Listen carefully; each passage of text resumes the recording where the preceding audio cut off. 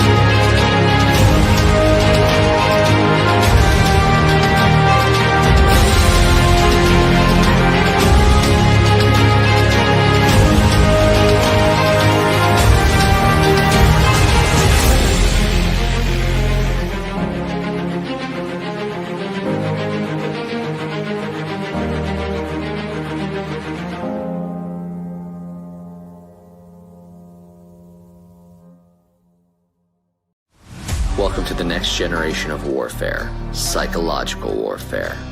In modern conflict, the mind is a potent weapon.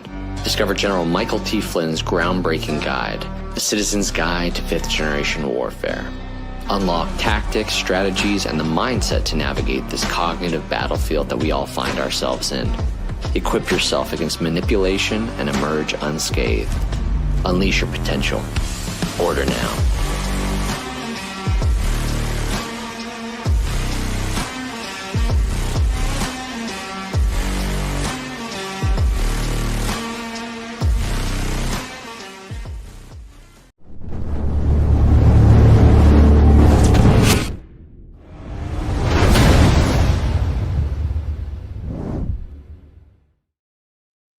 Good evening, everybody. Welcome to the AlphaWarrior Show, a conversation with just Alpha. That's me. Everything changes, and 2026 is definitely a testament to that right out of the gate. 12 days into it, I think we've all kind of acknowledged that the tempo and pace is far exceeding 2025. Got a lot to cover tonight. We know the Just Alpha shows are just long. I'm just coming to accept that. I don't know. We'll figure it out when we figure it out. Some of the things we're going to talk about tonight, obviously, the Insurrection Act. Whole lot of conversations surrounding that. Is it time? It's definitely looking like it. Deep State is in a panic. Bad. Clintons, they're up next. We're looking at Wednesday and Thursday. The Black Pill Wars. Bongino has declared. Candace Owens stats and numbers are going down. What else do we got? Some things we're going to cover, and I'll probably be dedicating a little bit more time to this tomorrow night on DEFCON 0. That's at 10:30 p.m. Eastern. And we're going to show the video tonight. Then, like I said, we'll cover it more at length tomorrow as well. But they're starting to, you guys know me, pattern recognition assessments. That's the way I operate. And I'm seeing the very early signs of direct calls of action against Q. I'm seeing the early signs of calls for violence against Anons. This isn't hyperbole. This isn't a what if. You guys know I have not missed the mark when I kind of tell you guys this stuff is coming. And I'm seeing very significant things that indicate that. So we'll touch on that tonight. And then, like I said, we'll go a little bit more in depth into that tomorrow night on DEFCON. And it's something that I'm probably going to be addressing a lot. The other thing I want to say is for those of you that follow me on Substack, and let me make sure I give you guys the right link for that. That's alphawarrior.substack.com. Just dropped the biggest article that I've ever created, and probably one of, if not the most important article that I've ever written. And it's called, What is the Plan? And just in this monologue, I want to address it because I do believe it's one of the most important things that I've ever put together. And forewarning, it's a little book. It's about 22,000 words, so it might take a minute to read. But I've seen people, skeptics, and people that have attacked the Q community on the quote or the phrase, trust the plan. That got put front and center this past week with this administration's, I think it was the Department of Labor, Department of Energy, all of them have been putting out Q references. And that one definitely hit the spotlight and generated a lot of digital war. And that kind of made me feel like I better rush this and make sure I get it. I didn't sacrifice quality, but I did make sure that I didn't get a lot of sleep to get this out for you guys. And the reason is, like I said, skeptics and people that attack it, one of the things that I always counter them with is when they say, oh, you're a trust the plan, bro. I ask, what's the plan? I said, if you can't articulate it, you know what it is, how are you going to attack it? How can you say something's a bad plan or a good plan if you don't even know what it is? That's how I deal with them. But you guys know, as I listen to a lot of these conversations of people who support the movement, and when they're asked, well, what is the plan? Tell me. And I see them struggle with it. Now, I know they have faith in it. I know that they've researched it. I know that they can lay out drops and decodes, and they do a very good job at that.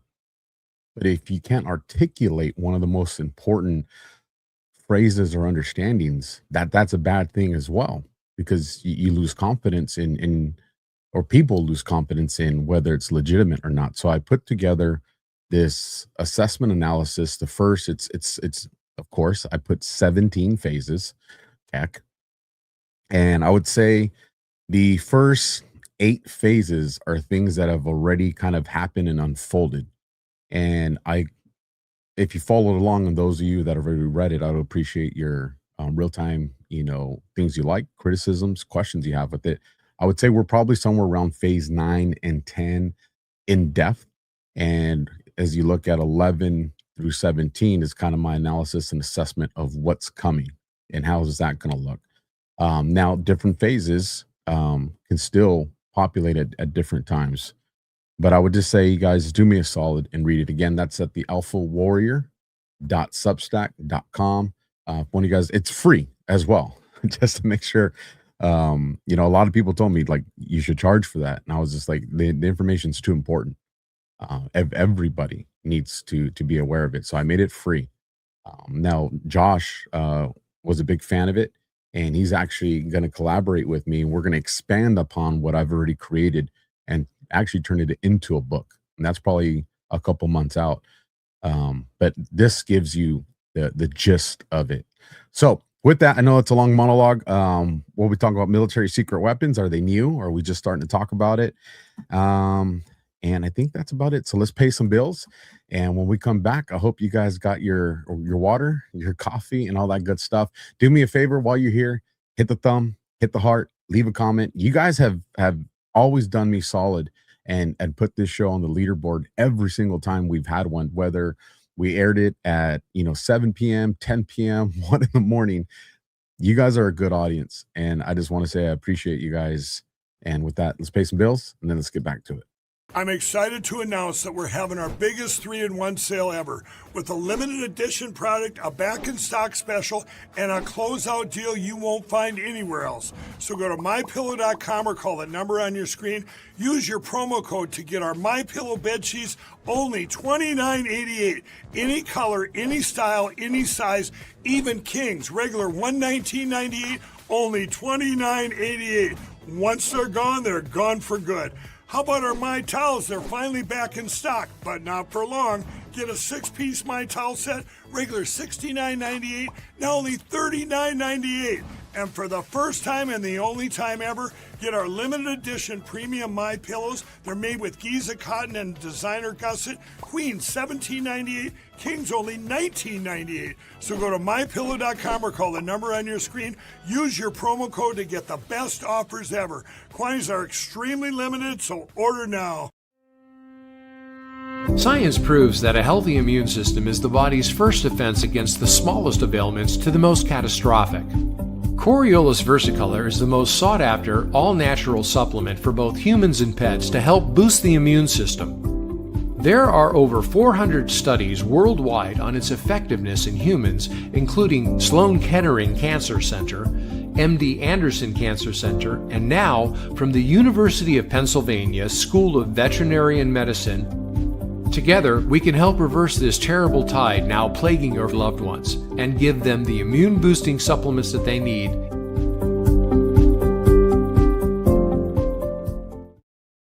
All right. And of course, Rumble's got some big news. So let's bring this one up on the screen for you guys to see. Some of you may see it already right there. And you're like, what is that little icon on Rumble? That's called the tip jar, folks. They can freeze your accounts. They can shut off your cards. They can lock you out of your own money overnight. I know they did it to me back in 2021. Banks don't protect you. They can control you. That's why real financial freedom starts with ownership. Introducing Rumble Wallet, a non-custodial wallet built for people who refuse to give up control. With Rumble Wallet, you don't just buy digital currency like Bitcoin and Tether. You can own Tether Gold, real gold, on the blockchain. Through Tether Gold, you get direct ownership of physical gold bars, each one of them fully allocated, verifiable by serial number, purity, and weight. This isn't paper gold. This isn't an IOU. This is real gold without bank vaults, storage fees, or gatekeepers. You can buy, sell, or move it 24 hours a day, 7 days a week, even when traditional gold markets are closed. And if you want, Tether Gold can be redeemed for physical gold. That's power. And when you support creators on Rumble, you can tip them directly using the Rumble Wallet, peer-to-peer, and outside the banking system. No permissions, no middlemen, no cancel button. This wallet is yours forever, right there. And if you want to figure it out, it wasn't that hard. I clicked on one of the tip ones. It populated one of those QR codes, and then I went through the wallet process. Took me just a few minutes. Like I said, definitely appreciate it. Rumble is trying to provide us all the avenues we need, folks, to be successful. With that, normally I do Rumble rants at the end of the show, but these two are kind of unique, and you'll understand why. So I'll read these two Rumble rants right now. The first one comes in, $5 Rumble rant from Carol Parkinson 11. This is on Rumble. Let me try this again. Last night I tried to send the rant. For some reason, it did not work. Looking forward to tonight's show. And since you tried so hard, Carol, I wasn't going to make you wait to the end of the show for that one. So again, thank you for not giving up and trying again. And then we have Frodo Baggins, $25 tipped via the Rumble wallet. How cool is that, folks? Already getting it happen. So again, Carol and Frodo, thank you guys. Thank you for being supporters of this show. And let's get into this now. Let me put myself where I like to be. Let me get the chat back to where I can keep track of what's going on. And then I did see, I wish I could give you credit. I saw someone in the chat saying in the comments, I want to make it very clear. And this happens to a lot of content creators. So this isn't just for me. Any people you follow on Rumble, YouTube, these other platforms, I see this problem everywhere. If you see someone replying to your comments and they're telling you, hey, try this cryptocurrency, or hey, try this, and it looks like it's the AlphaWarrior Show, I will never solicit money ever from you guys in the comments. That will never, ever happen. Down in the description of my shows are the links to my partnerships, my affiliates, sponsors, anything that I have, my merch store, AlphaWarrior.tv, all that's down in the description. So if there's anybody in the comments, if there's anybody in the live chat that's ever trying to solicit you for money, that is not me. Report it, let me know, and just be very careful. There are just people out there that are just evil and dark, and will try to take advantage of you guys and us content creators. So just know, my content is free. Rumble has us, there's a minimum that we have to do a premium every month. But outside of that, and like I said, I'm going to be trying to make that content free. And as everybody kind of gets used to Rumble, I won't have to give these disclaimers like this moving forward. But we're all new, and it's important. So you guys saw it. Just to kind of start this off, Red Wave Press is the one that contributed to our teaser video tonight, and the press. And for those of you that read the article already, oh, and one more thing, I have these on my desk. I want to show them. I'm not going to show the back. I'm not going to dox anybody. But these postcards are so nice. I don't know if you guys can tell, but these are actual material. So here, let me show you one right there. Armor of God and Merry Christmas. I don't know if you guys can tell the dimensions, but these are so freaking cool. And I just wanted to share those with you guys. If and you guys, I love that you guys do send me correspondence, old school snail mail. And I do check that. I go there once a week, sometimes twice if I can. Shout out Miss Rhea, Freedom Fighter, just gifted 5 subscriptions. You guys rock tonight.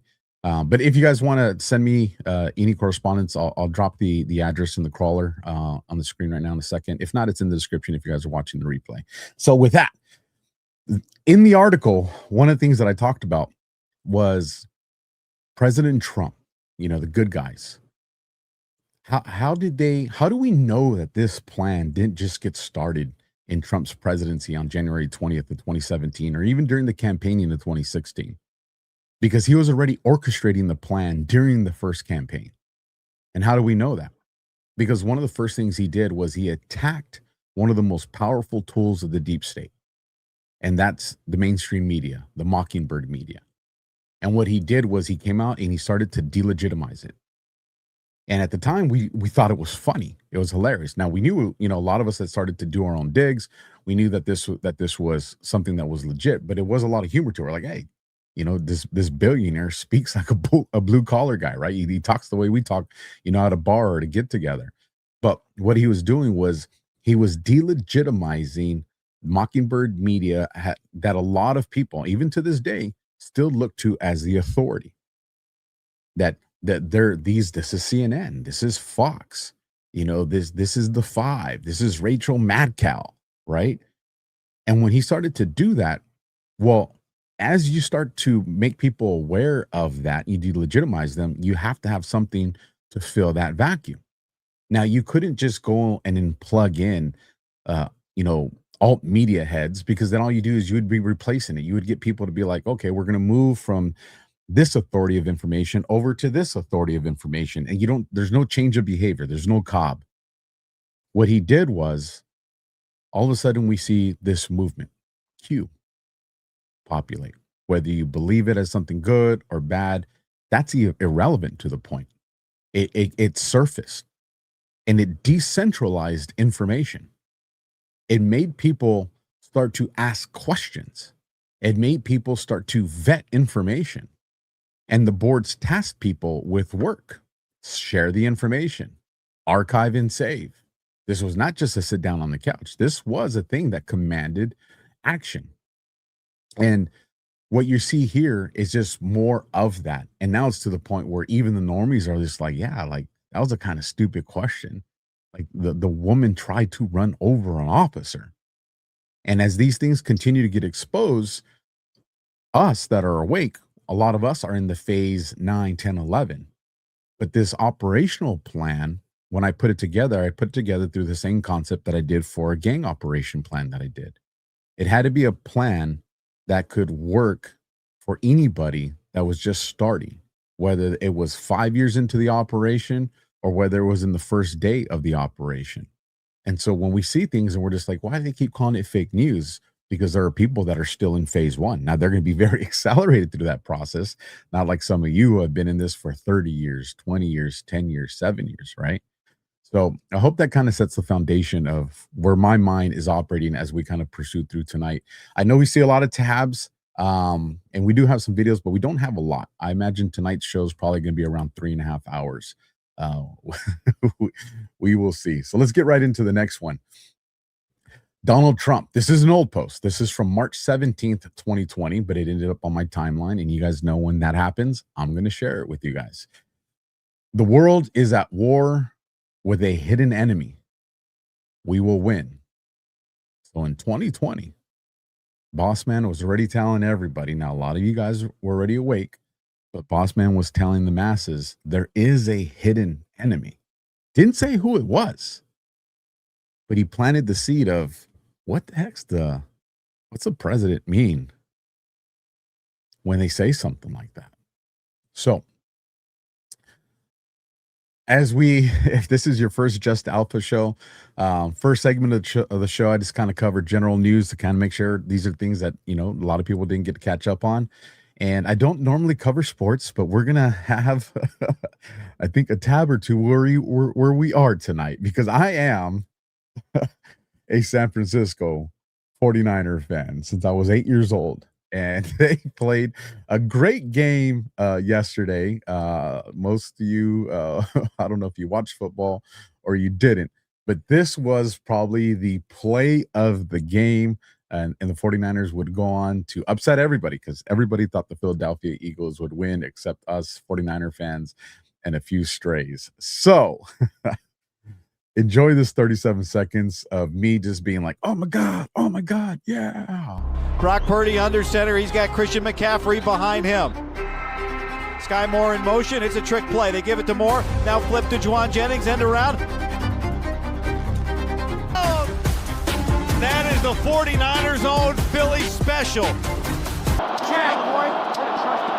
It's a trap, bro. Yes. That's what I got to say about that. So all you haters. All right, we got that out of the system. No more football talk. Let's get serious. Let me zoom in, make this a little easier for you guys to see. So the Kennedy Center, this was earlier today, 16 hours ago, matter of fact. The Trump Kennedy Center, the official account of the Trump Kennedy Center, put Great Scott, July 7th to the 19th, 2026, Back to the Future, the acclaimed Broadway musical based on the classic movie of the same name, comes speeding back into the Trump Kennedy Center by popular demand. Now, I'm not going to make us sit here and listen to a musical, but you see one of the things they're showing on the screen is 88, shows the scene where Marty, is it Marty? Yeah, Marty McFly, right? Comes into Twin Pines Mall. And there's a whole lot that goes into the conspiracy theories that surround this. But nonetheless, a lot of people haven't heard. And I wanted to make sure I brought it to your guys' attention. As a matter of fact, I'm going to hit up Josh and Brad and see if they want to do a separate show just on the Back to the Future conspiracies. So if you guys would like that, let me know in the comments.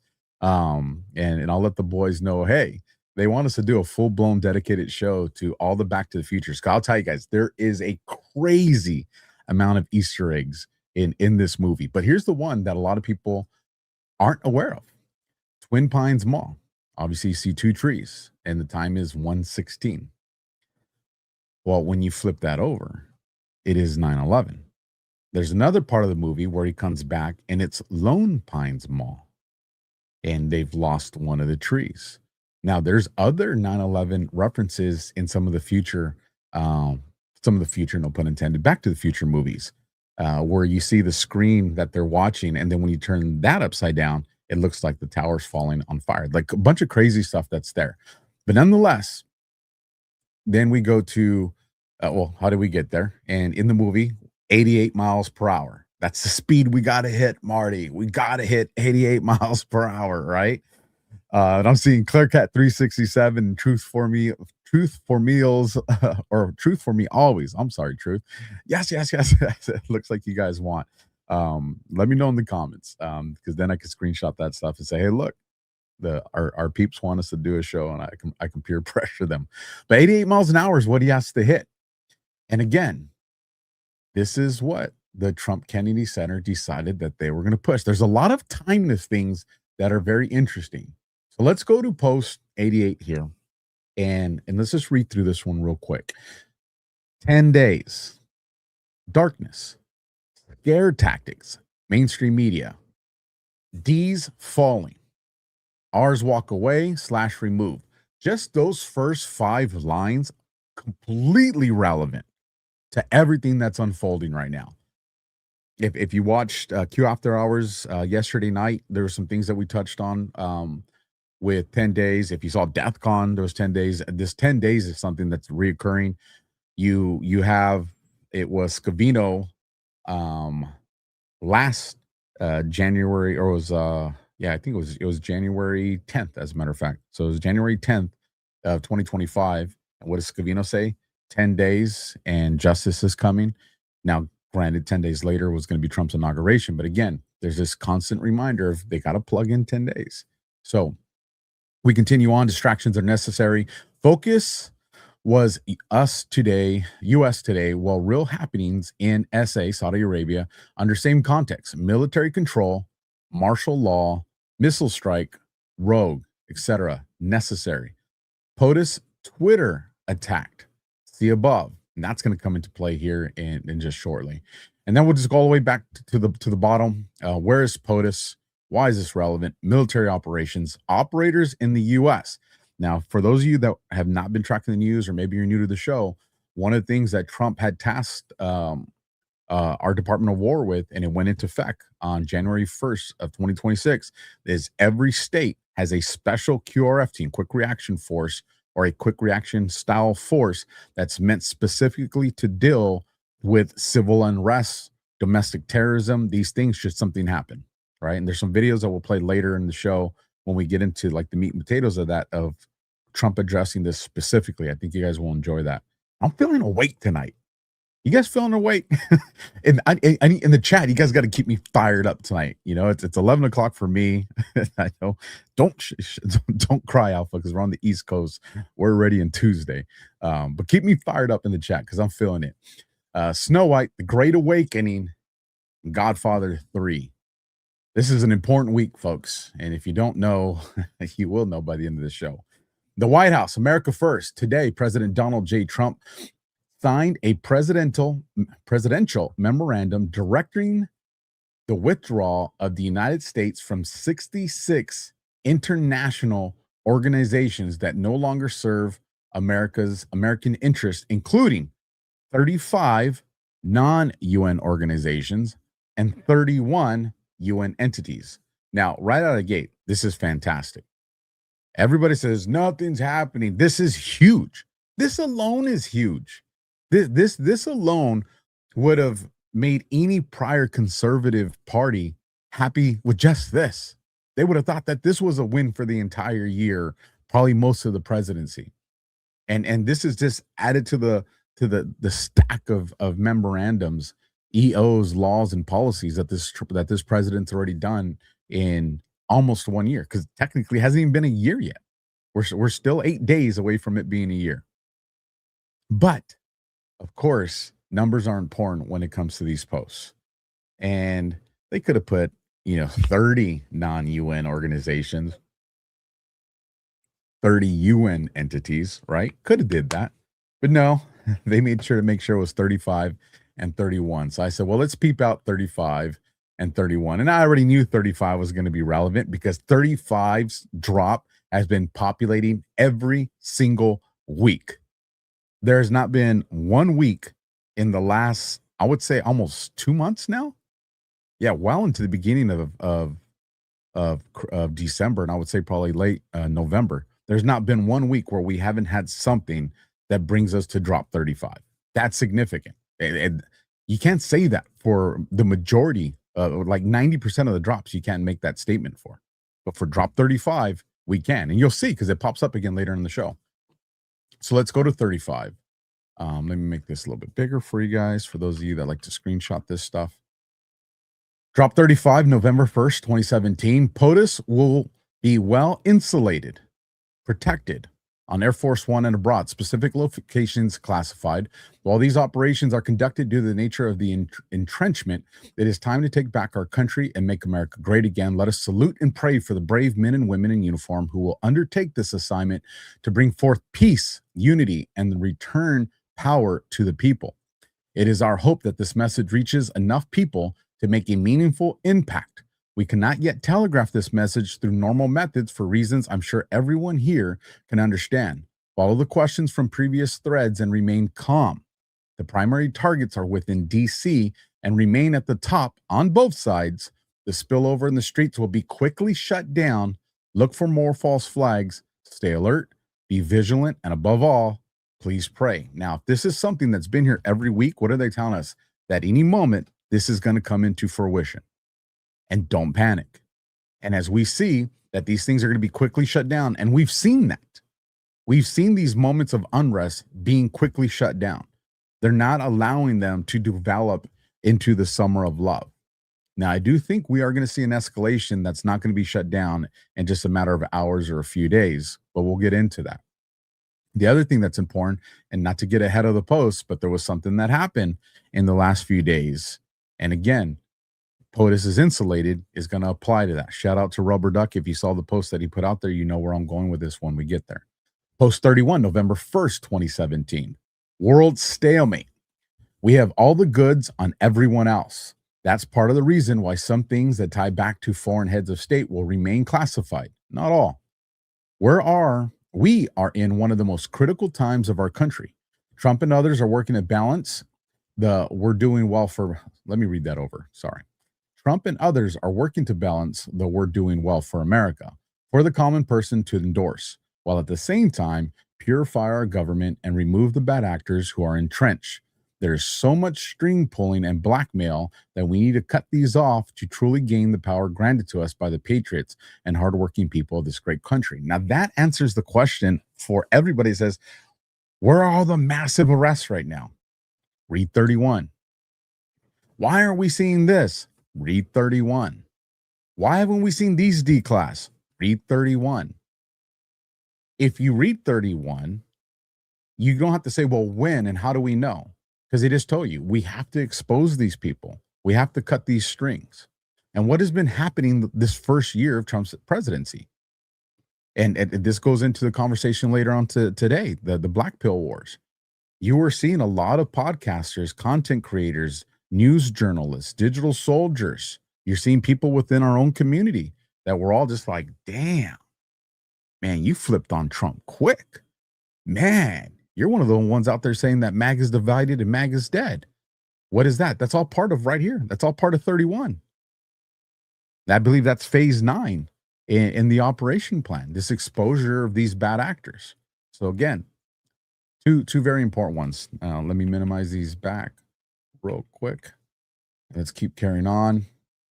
Then, of course, I wanted to go to I believe this is the timestamp. Let me just double check. Yes. So 2:12 is my time. For those of you guys who are new to the show, there's Pacific. So East Coast time would be 3, 4, 5:12, or 17:12. And so when we go to drop 17:12, something that caught my attention here, and let me zoom in on this so you guys can see it because I know this is really small. You think this is some sort of game. That's going to come up later in the show. But aside from that, do you not understand that you're fucking with people's livelihoods here? These are real people's lives we're talking about. This is wrong on so many levels. Y'all think, I believe they meant think, you're so big, so tough, hiding behind a screen. You worthless, redneck, racist, inbred pieces of shit. You have no idea who and what you're doing or going up against. Let me make something resoundingly clear to this cesspool and its inhabitants. You're not all as anonymous as you think you are. Far from it. What you're doing is tantamount to terrorism, and trust me, there'll be serious repercussions. That's all I have to say. So then we get Q responding. Put to death, therefore, whatever belongs to your earthly nature, sexual morality, impurity, lust, evil desires, and greed, which is idolatry. Because of these, the wrath of God is coming. Colossians 3:5. Your evil has no place in the world. Let's keep carrying on so we can fly through these. Then we get the White House, and let me shrink this one more time just so it's easier for me to see on the screen. The White House comes out and says, we have 3 things to say. God bless our troops, God bless America, and we are just getting started. Now, something I want you guys to pay attention to. You remember in the last couple months, I told you, hey, the White House, they're all posting a lot of these little flag emojis. And let's just keep tabs of that. And then we started to see how they were starting to become relevant and showing up in the drops. And what we've seen, this month a lot, I can't remember. I know we've seen them in December. I wouldn't say it was something that was as pronounced as the flags, but they are very pronounced right now as the eagle. We're seeing Trump post about the eagles.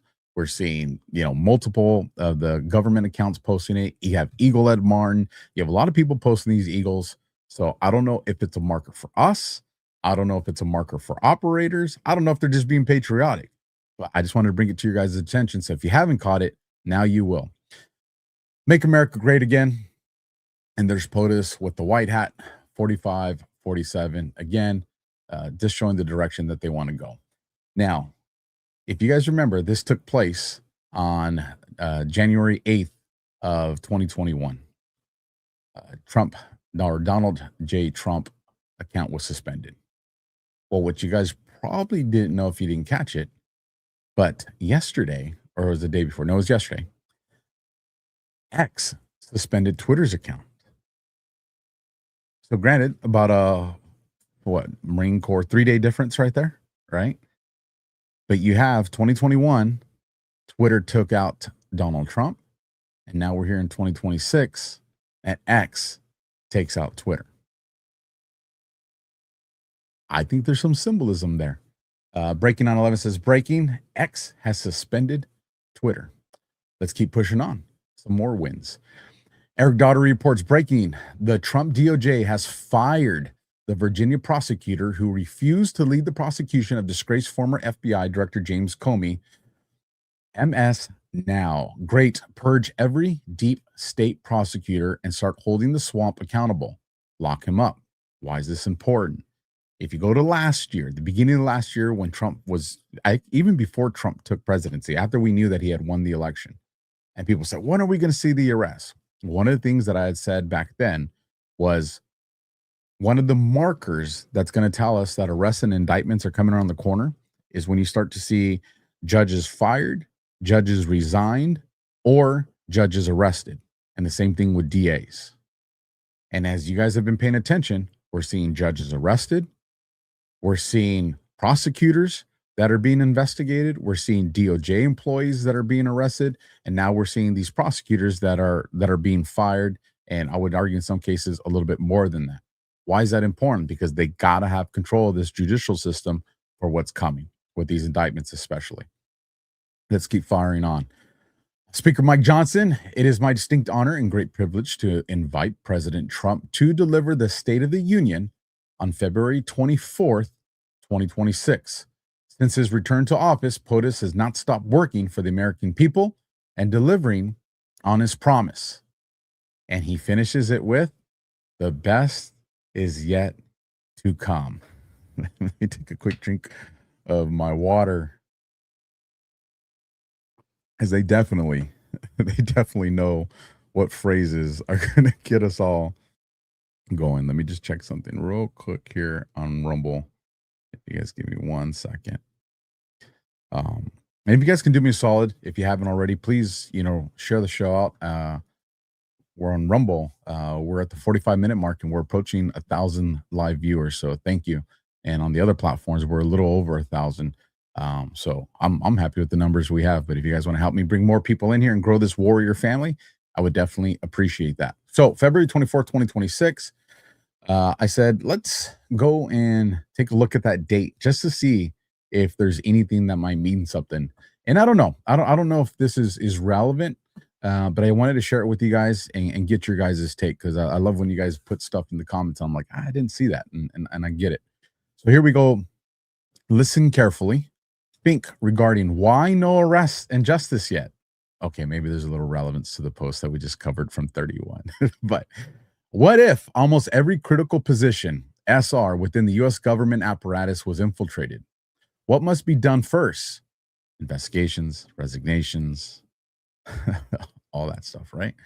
The swamp runs deep, plus sleepers. Backgrounds are important. Muslim Brotherhood, that's being obliterated and attacked and exposed right now. List of the in news now names with known ties to Islam. Gonna cover that a little bit later. Gonna give some hints. Maybe not. We'll see.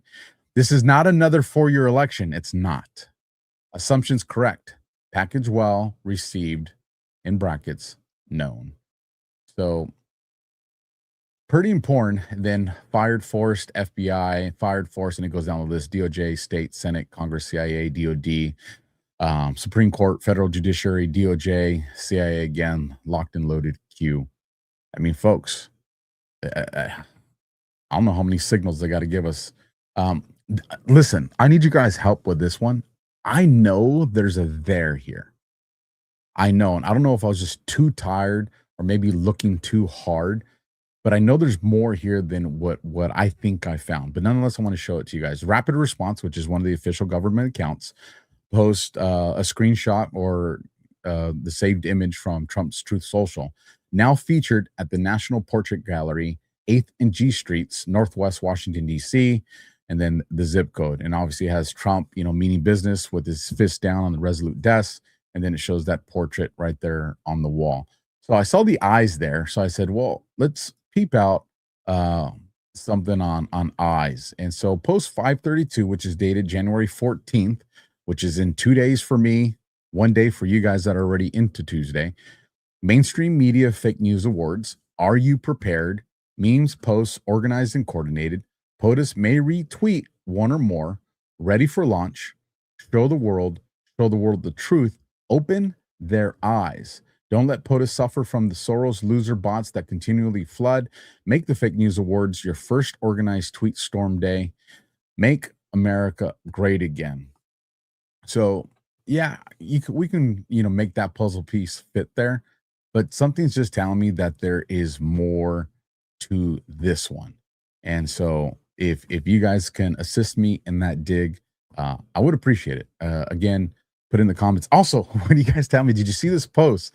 Drop the links for me. I don't mind. I'm not one of those content creators that's like, don't drop your link. So if you're in the chat and you have your own podcast, if you're in the chat, and I don't care what platform this is, if you're watching on X, Facebook, YouTube, Rumble, if you have your own podcast and you want to drop the link to your podcast, feel free to do it. Or if you have a Substack or social media, like share that stuff with you guys. The only thing I don't like is spamming. Like, don't be dropping it like every 2 minutes or anything like that. But I'm not one of those people that gets worked up about that. Now, don't be marketing your advertisers. Then I'll have to send you a nasty gram. I got to pay my bills too. But your guys' stuff, share it, grow your family. But drop links. So when you guys tell me, hey, have you seen this post? Like, drop the link with it so I can find it. Let's keep going. Benny Johnson, breaking President Trump. Here's some really solid news if you guys were not aware of this stuff. President Trump announces a $200 billion purchase of mortgage bonds to push mortgage rates down immediately. This is how you make housing great again and reclaim the American dream. Massive, right? I'm not going to read the whole thing because essentially the summary that Benny Johnson put out there is that. But he didn't stop there. Check out his next move. This comes from the White House. Breaking. President Trump announces steps to ban large institutional investors from buying single-family homes. People live in homes, not corporations. President Donald J. Trump. This is a direct shot at institutions like BlackRock and others, CCP shell companies that are doing this. So Trump is dealing with this invasion immigration crisis. And at the same time, as these people exit, that's going to lower rents. That's going to lower the cost of housing. The mortgage bonds investments, that's going to lower it. But the fact that these shell companies and these institutions aren't going to be able to buy single family homes, that's a big deal, folks. I'm telling you, we're going to see the prices of homes by the time this president exits. I'm telling you, if you go back to, our grandparents and great grandparents, when one parent, the father, could buy the home, buy the car, pay for the kids' colleges, and pay for the groceries and all the bills. Before this president ends his presidency, we are going to be there again. And I know some of you guys are like, hell no, Alpha, you're crazy. We don't get there in 3 years. Pardon my French, the fuck we're not. We are. And the reason being is if it was something that had to be addressed organically, I would be right there with you. Yeah, it's probably going to take 2 generations, 3 generations. But the way we got here and the way it's been maintained is through manipulation and synthetic moves. And so what Trump's doing right now is he's decapitating all that. And so it's not about the organic way back. He's literally cutting the legs from under them. And he's destroying. This goes into the deep state panic. Why? Because he's attacking their infrastructure. We're going to talk about this a little bit more as the show goes on. But this is what's going to make this stuff happen very fast. And this is what's going to open the eyes to a lot of normies. Let's just be very honest. There are going to be people that never hear about Q and those that hear about it that never believe it. And that's fine. It's did the operation do a mission success? And the answer to that is yes. Go read the Substack and you'll understand how and why. But let's keep pushing forward. Those are 2 big wins. So if we ended the show right now with just the stuff we've covered, those are bigger wins than any president has done for us in the last 20 years. So when people tell you, because and this is why, I focus so much on these conversations around morale is a what? Morale is a weapon. And I love the fact that I'll be on different podcasts. I'll be guests on other people's podcasts. I'll bring up morale. And I'll see you guys in the chat. Morale is a weapon. I'm like, that's my warriors right there. Like my people know. My audience is educated to get it. Well, here's the thing. If morale is the weapon, despair is how you counter that. That's how you attack it. That's the tool of the deep state, right? That's their choice of ammo. And so what I'm showing you guys here, just in the first 54 minutes of this show, subtract the music and the intros and all that stuff, right? We're talking, first 40 minutes of the show. And those are solid wins. How can we not be happy? Doesn't mean that we can't demand more. Of course we can demand more, but don't let anybody steal your guys' joy. Don't let anybody convince you that we're not winning. You know who's not winning? Philadelphia Eagles. I'm sorry. This for the Eagle fans. I won't do it no more. I had to put that one in there. Sorry, not sorry. All right, let's keep it serious. Keep going. Secretary Marco Rubio. Today, President Trump announced the U.S. is leaving, and this is just reiterating the 66 anti-American, useless, or wasteful international organizations. Review of additional international organizations remains ongoing. So we're going to see that. But here's the part I wanted to read. We will stop subsidizing globalist bureaucrats who act against our interests. The Trump administration will always put America and Americans first. It's a big deal, folks. Just W22 said, fuck you. I'm sorry. I said I'm sorry. Oh, listen, Jess and you Eagles fans, y'all know you would have been beating me up today. Just like CanCon wanted to. It's just like CanCon. I'm pumped. Penn W said, I'm glad your 49ers won. Thank you. Here's a video. Let me let you guys listen to this. I do have this one. It's about 20 seconds. Right now, we are going to do something on Greenland, whether they like it or not, because if we don't do it, Russia or China will take over Greenland, and we're not going to have Russia or China as a neighbor. Okay?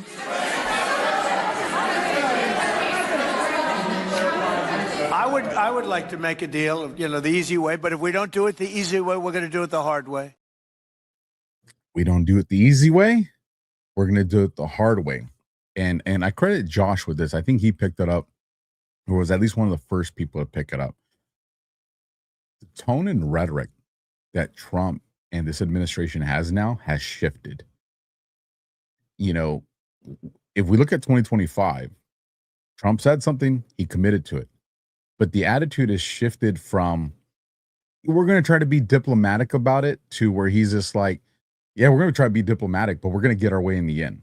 If you want to call it negotiations to feel good about it, go ahead, but we're going to get our way.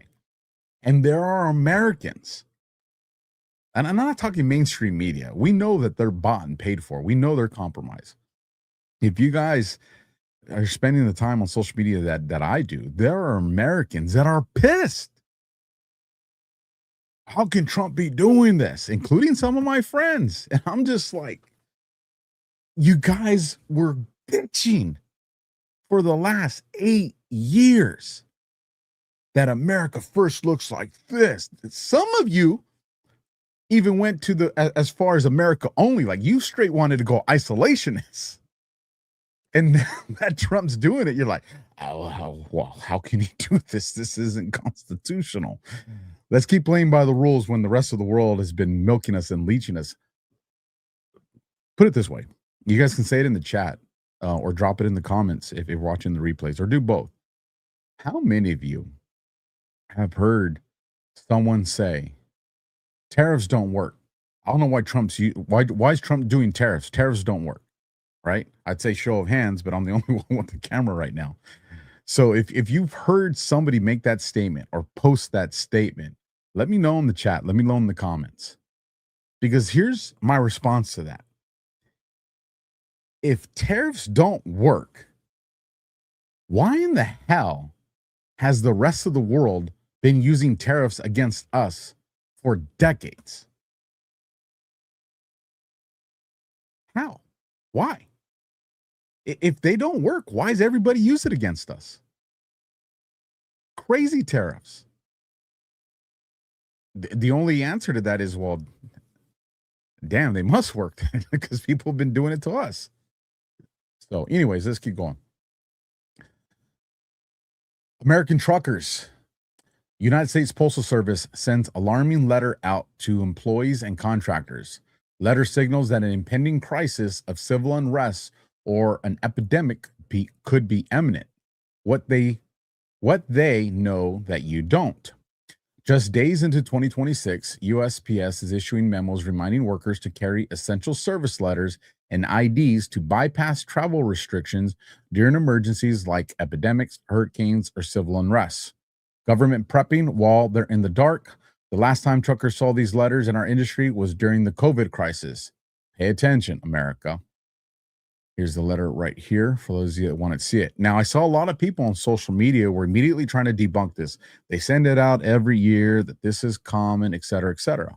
Well, let's give a shout out to one of our very own warriors, Duck Blue. Duck Blue watches this podcast and supports me on social media, and actually got to interact with Duck on X Spaces, the virtual town halls.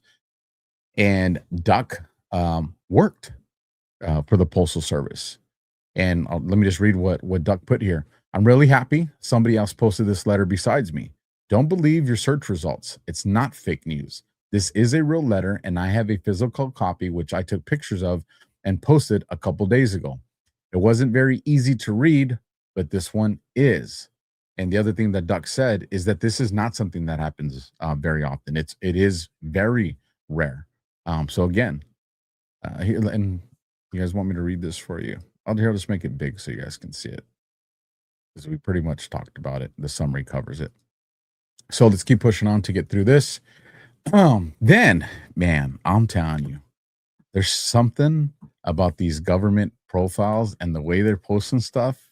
It's just make America healthy again with a big old ribeye steak emoji. Realfood.gov, RFK Jr. We are ending the war on protein.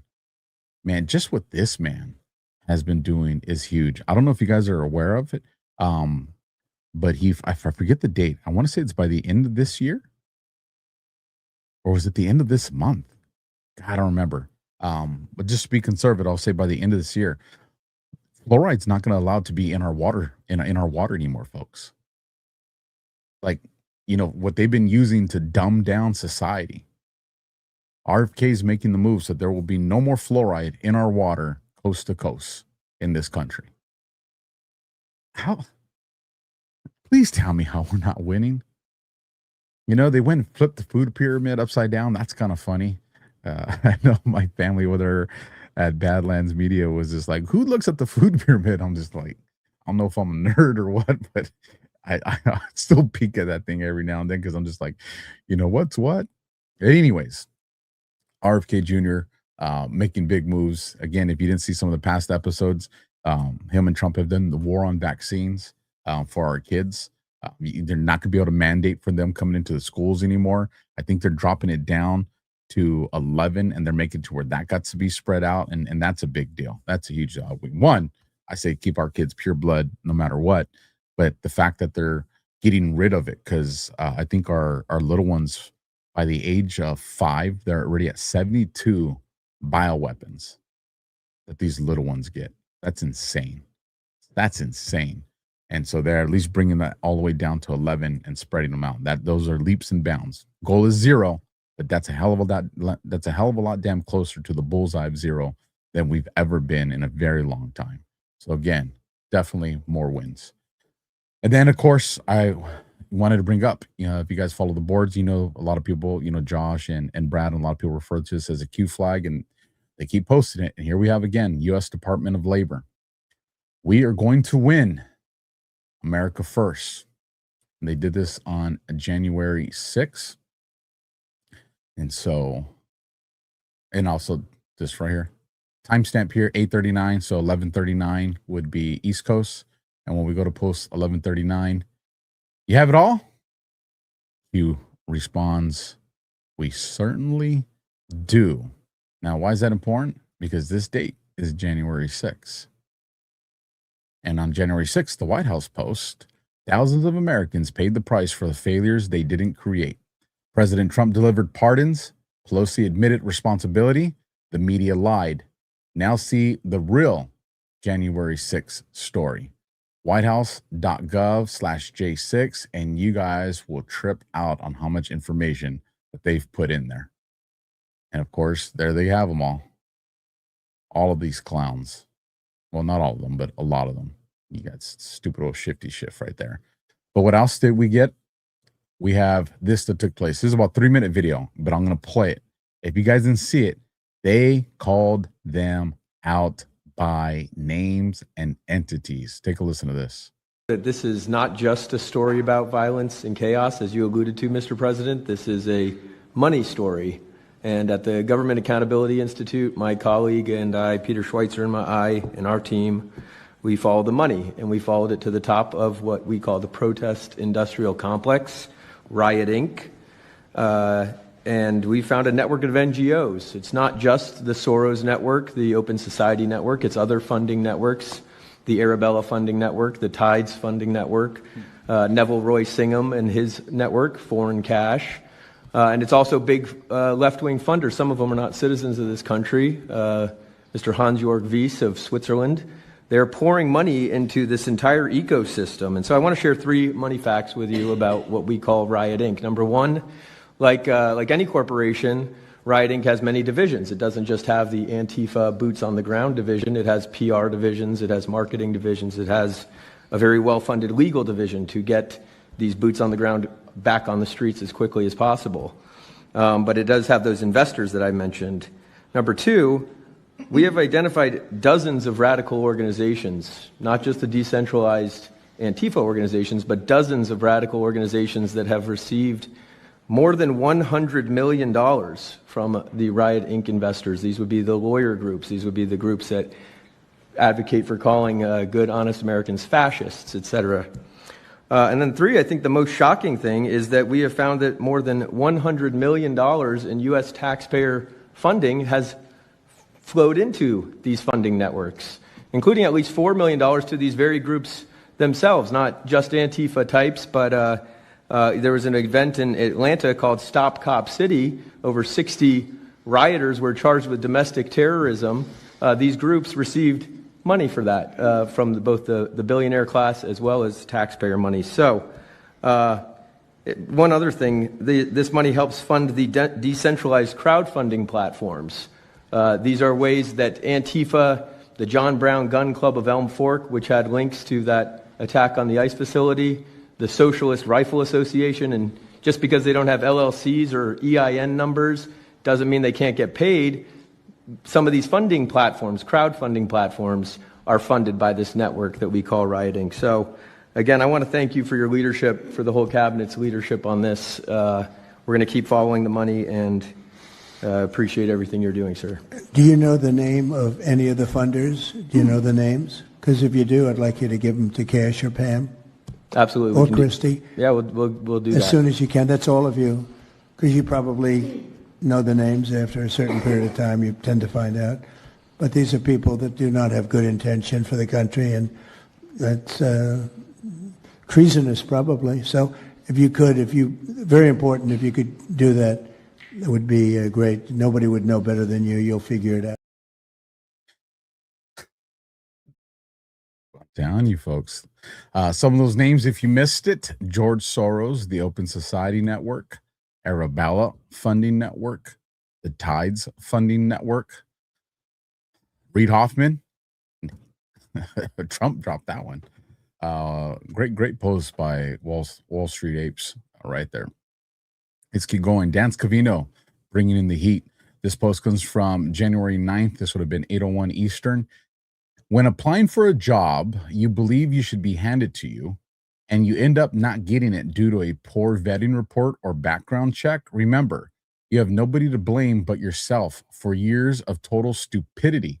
Don't blame the hardworking people who broke the news to you. So let's see if there's any relevance to this. Let's take a look at 8:01 for the timestamp. AG Sessions, U.S. Cyber Task Force, important. So I said, all right, well, let's see if we have any Cyber Force news. Remember, Scavino posted this on January the 9th. And so when we go and we search it out, we see, quite a few headlines that popped out with NSA Cyber. And here be one of them. Media Advisory Subcommittee Chairman Ogles announces hearing on the strengthening of America's offensive cyber capabilities. I'm just going to read this part for you real quick.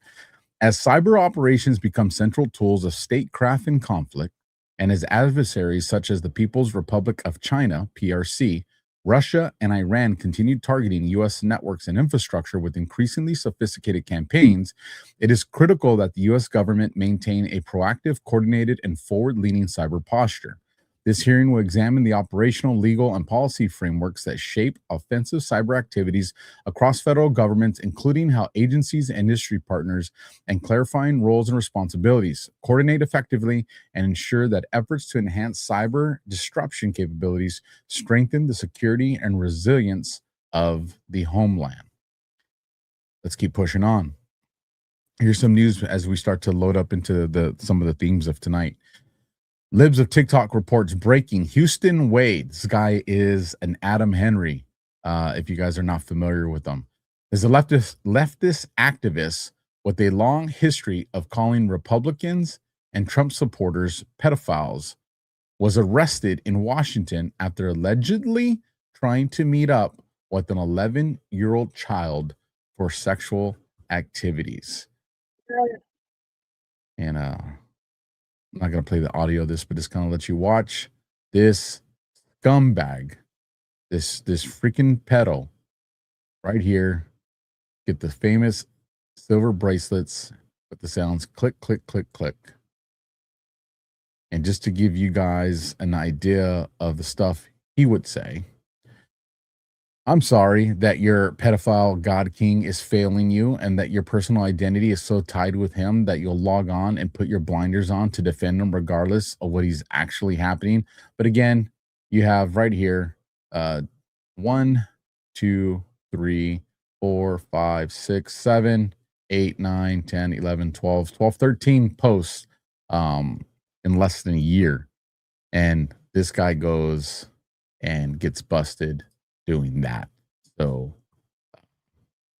millstone, that's all I'll say, millstone. But we're not done. U.S. Attorney Pirro puts, this former officer trafficked children on the streets of D.C. and at a strip club in Maryland. Then after serving a 7-year sentence in prison, he resumed sex trafficking teen girls. Barnhill now has 27 years to think over what he did, and we won't have to worry about his sex trafficking again. Former Metropolitan Police Department officer sentenced to 27 years for sex trafficking minors. Again, for those people that want to say nothing's happening, this is significant work by our people that we put into position. So now that we've gone that kind of extended catch up with the news, let's get into some of the themes of tonight.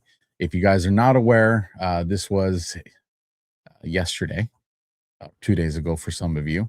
Donald Trump posted this on Truth, acting president of Venezuela.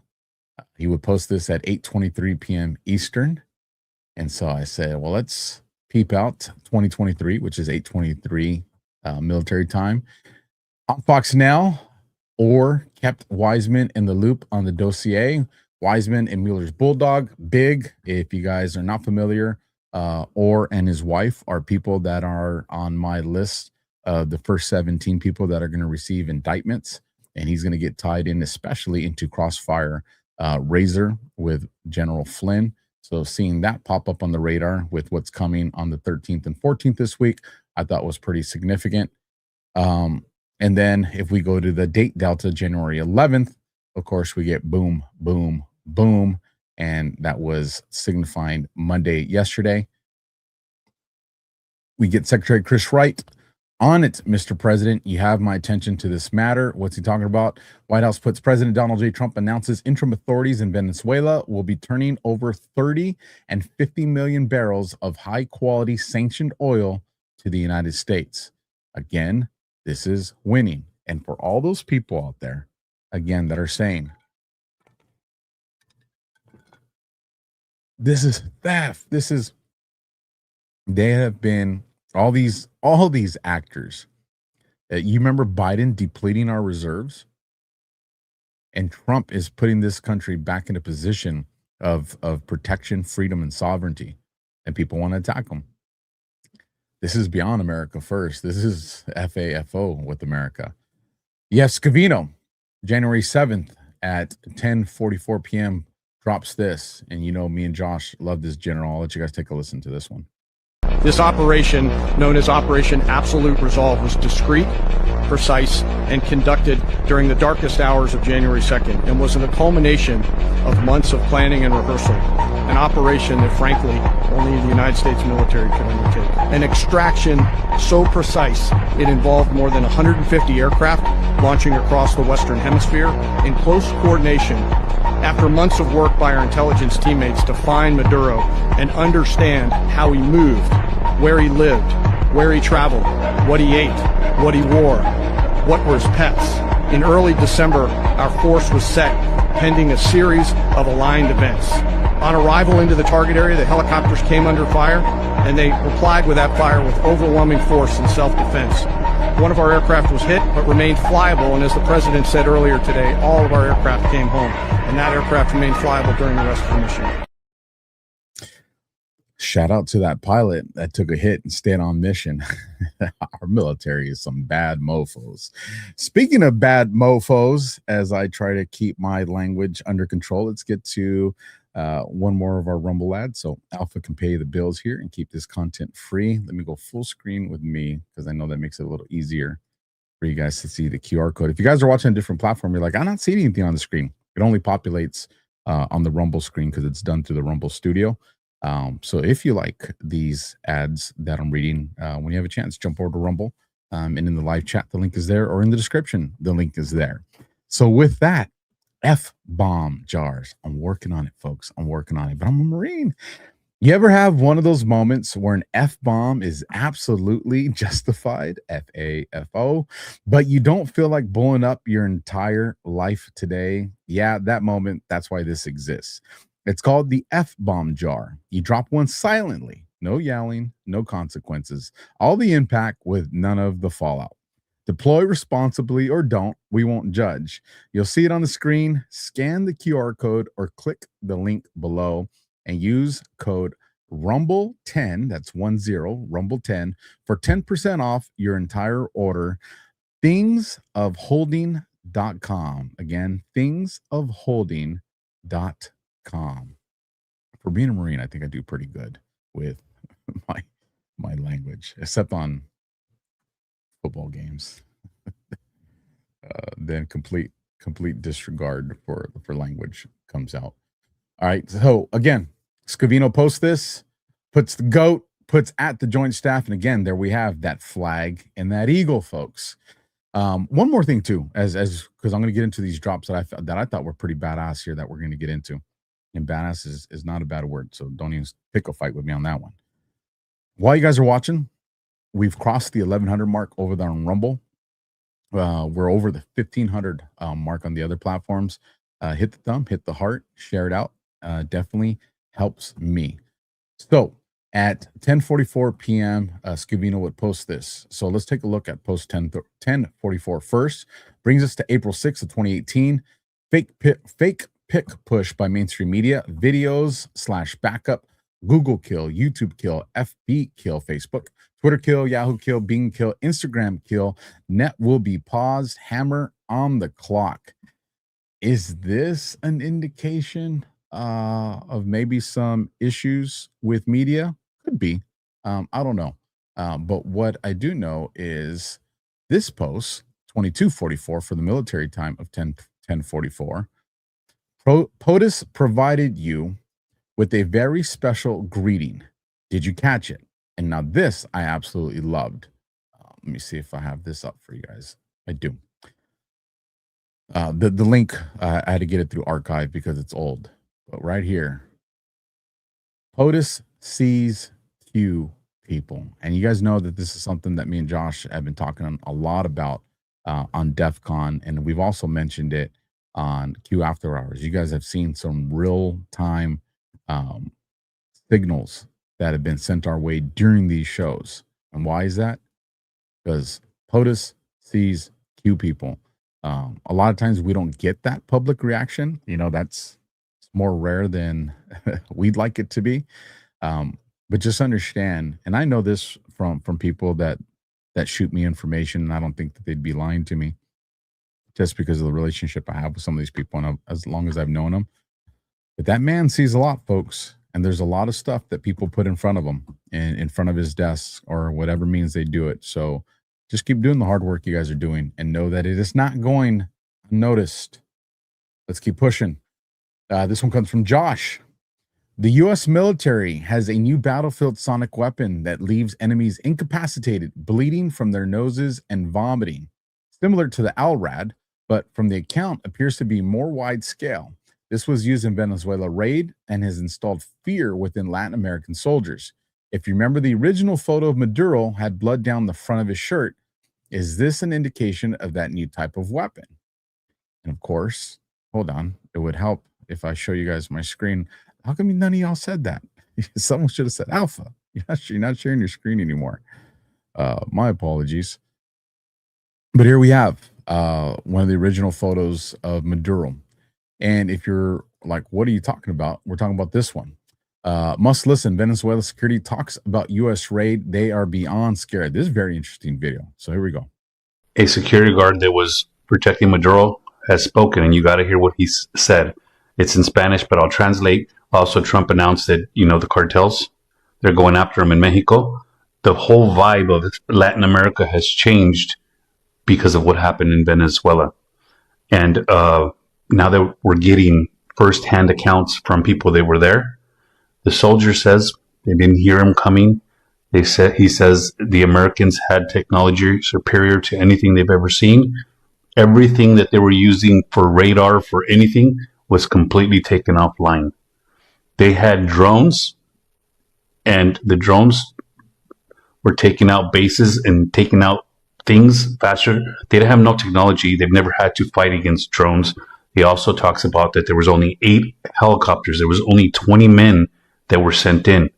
And those 20 men killed hundreds of their men. And none of those soldiers were injured. He talks about it felt like they were firing 300 rounds a minute. Nothing they've ever seen, nothing that they can compete with. And then he also talks to the fact that the Americans had some kind of sonic shock boom that was sent out, and everybody immediately started bleeding profusely out of their nose. They couldn't even gather themselves because whatever was sent at them made them fall to their knees and vomit blood out of their mouth and out of their noses. They were incapacitated immediately. He says he never wants to go through that again. Doesn't want to have to fight with the Americans again. He's sending warnings to everybody out there that you think you can fight the Americans. You don't even know what their weaponry is like and what they're capable of. 20 men took out hundreds, and that's starting to spread all through Latin America. And now they're not saying, if you want me, come and get me anymore. They're like, oh shit. Especially after Trump says, hey, Mexico, you're on the list too. And I saw what you put, Kelly Brad. Didn't Grok say nothing in the video could be verified? I don't know if Grok said that, but this is what I'll tell you guys. Grok has made a lot of mistakes.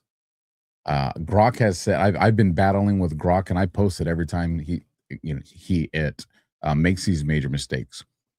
Early on, when I was talking about Tom Homan rescuing 32,000 kids, people were using Grok to fact check me, and Grok said, yeah, that's not true. There's no proof of that.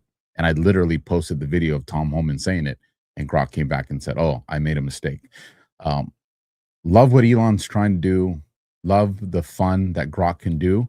Grok is, I don't care what people say and what charts they put out there, the most accurate, and because I use all 3 of these. So this, and I don't have any commission with either of them. So there's no benefit to me picking one or the other. The most accurate of the 3 AI systems that I use for research is Perplexity. Hands down, Perplexity is the most accurate. Second would be ChatGPT, 5.2 version, which is the one that I'm running right now as well. Then after that, I would use Grok. If you're on Grok, if you're on X and you want to use it just because of the ease of using it's there, 100%. But I would go and fact check it. The other thing that I would say is, at a minimum, if you're going to use artificial intelligence for research, and you should, it does help, make sure you vet the sources. And you can use AI to vet AI. If you're doing research on one, use the other one to vet that one, and vice versa. But I'll tell you right now, I, to this day, still find major errors with Grok, which is why shout out to one of the most retarded people on X that I know, Diligent, who's one of the Grok hybrids. It's too unreliable, and people are basing their entire arguments off utilizing this thing. So great tool, and I think it will get to the point where I think I'll rate it as high as Perplexity and these other ones. But I've seen people have sent me, well, this is where they rate it, and this is where they rate it. And I'm like, I don't care. I use this stuff every single day, all day. And I'm telling you, through my own experience and some of the people that I work with, we all hands down agree that Perplexity is the best one. Then I say ChatGPT, the paid version, would be next, and then Grok would be the next one after that. So not to put us too sidetracked. However, if we're in an information war, this is one of your guys' weapon choices, and I want to make sure that I at least give you guys the information that I'm aware of. Which brings us to the same conversation. Peter Ducey says, I've been waiting 13 years to have an excuse to play this video again. What are we talking about? Well, take a listen. At one point, they launched something. I don't know how to describe it, he said. It was like a very intense sound wave. Suddenly, I felt like my head was exploding from the inside. The Pentagon is not yet saying exactly what weapon was used, but it sounds a lot like something this reporter got hit with at Quantico in this piece from 2013. The military says the active denial system is not radioactive, it's not a microwave, and it's not a laser beam. It's instead a man-sized beam of millimeter waves that can be fired from up to 1,000 meters away that are designed to get the subject, whoever's standing on this X, really, really hot so that they move.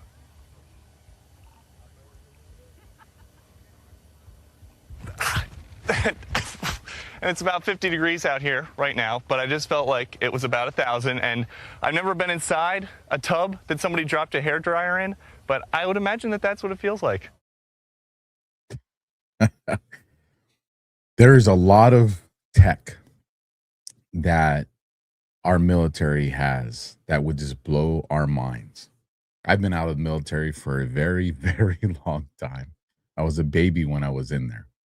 But I remember seeing and hearing from other counterparts some of the stuff that was being used then. And I remember hearing the news 15 years, even up to just a few years ago, almost 20 or a little bit longer than 20 years later. And I'm just like, that stuff we were using back in 2003. And so what level of tech do we have now? I don't know. I'm not on an SF team, so I wouldn't be able to tell you. But if we look at past practice and history, I would imagine that the stuff we have that these guys are using is probably crazy. It's probably some of the stuff we see in movies. But let's carry on. John Solomon reports Trump's motorcade route changed due to a suspicious object at PBI Airport, White House says. Well, why is this important? If you guys remember earlier, we talked about this. And I said the rubber duck would pop up again. And here it is. POTUS will be insulated, protected on Air Force One and abroad. Specific locations classified. While these operations are conducted due to the nature of the entrenchment, it is time to take back our country and make America great again. Let us salute and pray for the brave men and women in uniform who will undertake this assignment to bring forth peace, unity, and return power to the people.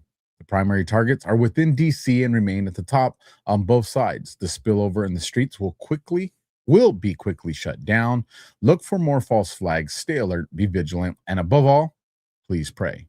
For God so loved the world that he gave his only son, his one and only son, that whoever believes in him shall not perish but have eternal life. Love is patient. Love is kind. God bless my fellow Americans. 4-10-20, also known as DJT. Note, Air Force One equals any U.S. Air Force plane with the president on board. And if you're saying, why does that sound familiar? Well, it sounds familiar because I read that earlier today. Post 35. The post that keeps popping up every single week for at least 2 months now. So very important. And again, why would they be trying to injure POTUS or take out POTUS? Well, that is what pretty much the remainder of this show is going to be covering. And we're doing good on time, folks. So we're going to fly through this next set. That beginning end was actually the heavy end tonight. Thomas Massey, right? I know some of you like him. Some of you are seeing the light. Some of you still haven't, but that's okay. It happened again today. Why do I get attacked weekly? Because I'm the only Republican who refuses to rubber stamp foreign aid, endless deficits, and unnecessary wars. I'm also exposing sex traffickers. No, he's not. Thomas Massey, you know how many sex traffickers he's exposed to, everybody? 0. He hasn't exposed one. Now, if you guys remember, him and MTG, she's coming up in a few tabs, said they had a list. They had a list, and they were going to start naming names. That was what, over 2 months ago. We have a list. We're going to name names. We're going to name names. And they haven't. Then we find out that Thomas Massey acknowledges that he lied, and these people's been trying to do PR. The PR team's been trying to do what's the word I'm looking for? Cleanup duty. Whatever, you guys know what I'm trying to say, right? Because he ends up coming out and says, well, no, I wasn't given the list of names, but I know they have the list of names, but I know one name. And so we're like, well, hold on, no. You said you had a list of names. You didn't say someone else did. You said, again, the guy's like, well, no, the attorneys and the victims have the names. Oh, so you're accusing the president and other people off of hearsay. You haven't even seen this? So again, when he says, I'm exposing sex traffickers, the guy just keeps lying. My primary is in May. Please help if you can. Didn't he say you don't need help? That there's nobody that there's no one that's going to be able to take him down until a pretty badass veteran has entered the race. So let's just keep going. Remember when, and this is a perfect setup here, right? Remember when Marjorie Taylor Greene and Thomas Massie said that they would list 20 names in the Epstein files? Still waiting. Indeed, we are. But check this out. This is pretty shady. If this turns out to be true, and I think it will be, this is she needs to be investigated and then prosecuted if there's enough evidence to support this. Johnny Maga reports breaking the White House contacted Secret Service regarding MTG after an incident where President Trump was accosted by Code Pink protesters inside a DC restaurant over the summer. MTG apparently called Trump to recommend that very restaurant days earlier. She also happened to be friends with the founder of Code Pink. Scoop: White House contacted Secret Service about MTG, sources say. It comes out of Axios. And then right here, you have MTG with the co-founder. I love Palestinian liberation, Code Pink. Imagine if you had an American shirt. But again, if this turns out to be true,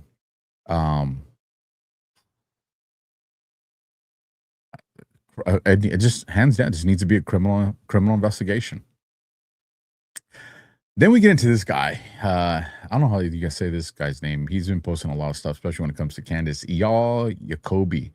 Nick Fuentes says that Tim Walz is a better pick than JD Vance because Walz is a normal American and Vance is a total freak. The Groypers are a third world astroturf movement to destroy MAGA. Now, I just want to say, and I know some of you get mad when I say I told you so or who told you, but again, in information war, accuracy means something, and I'm going to call it out.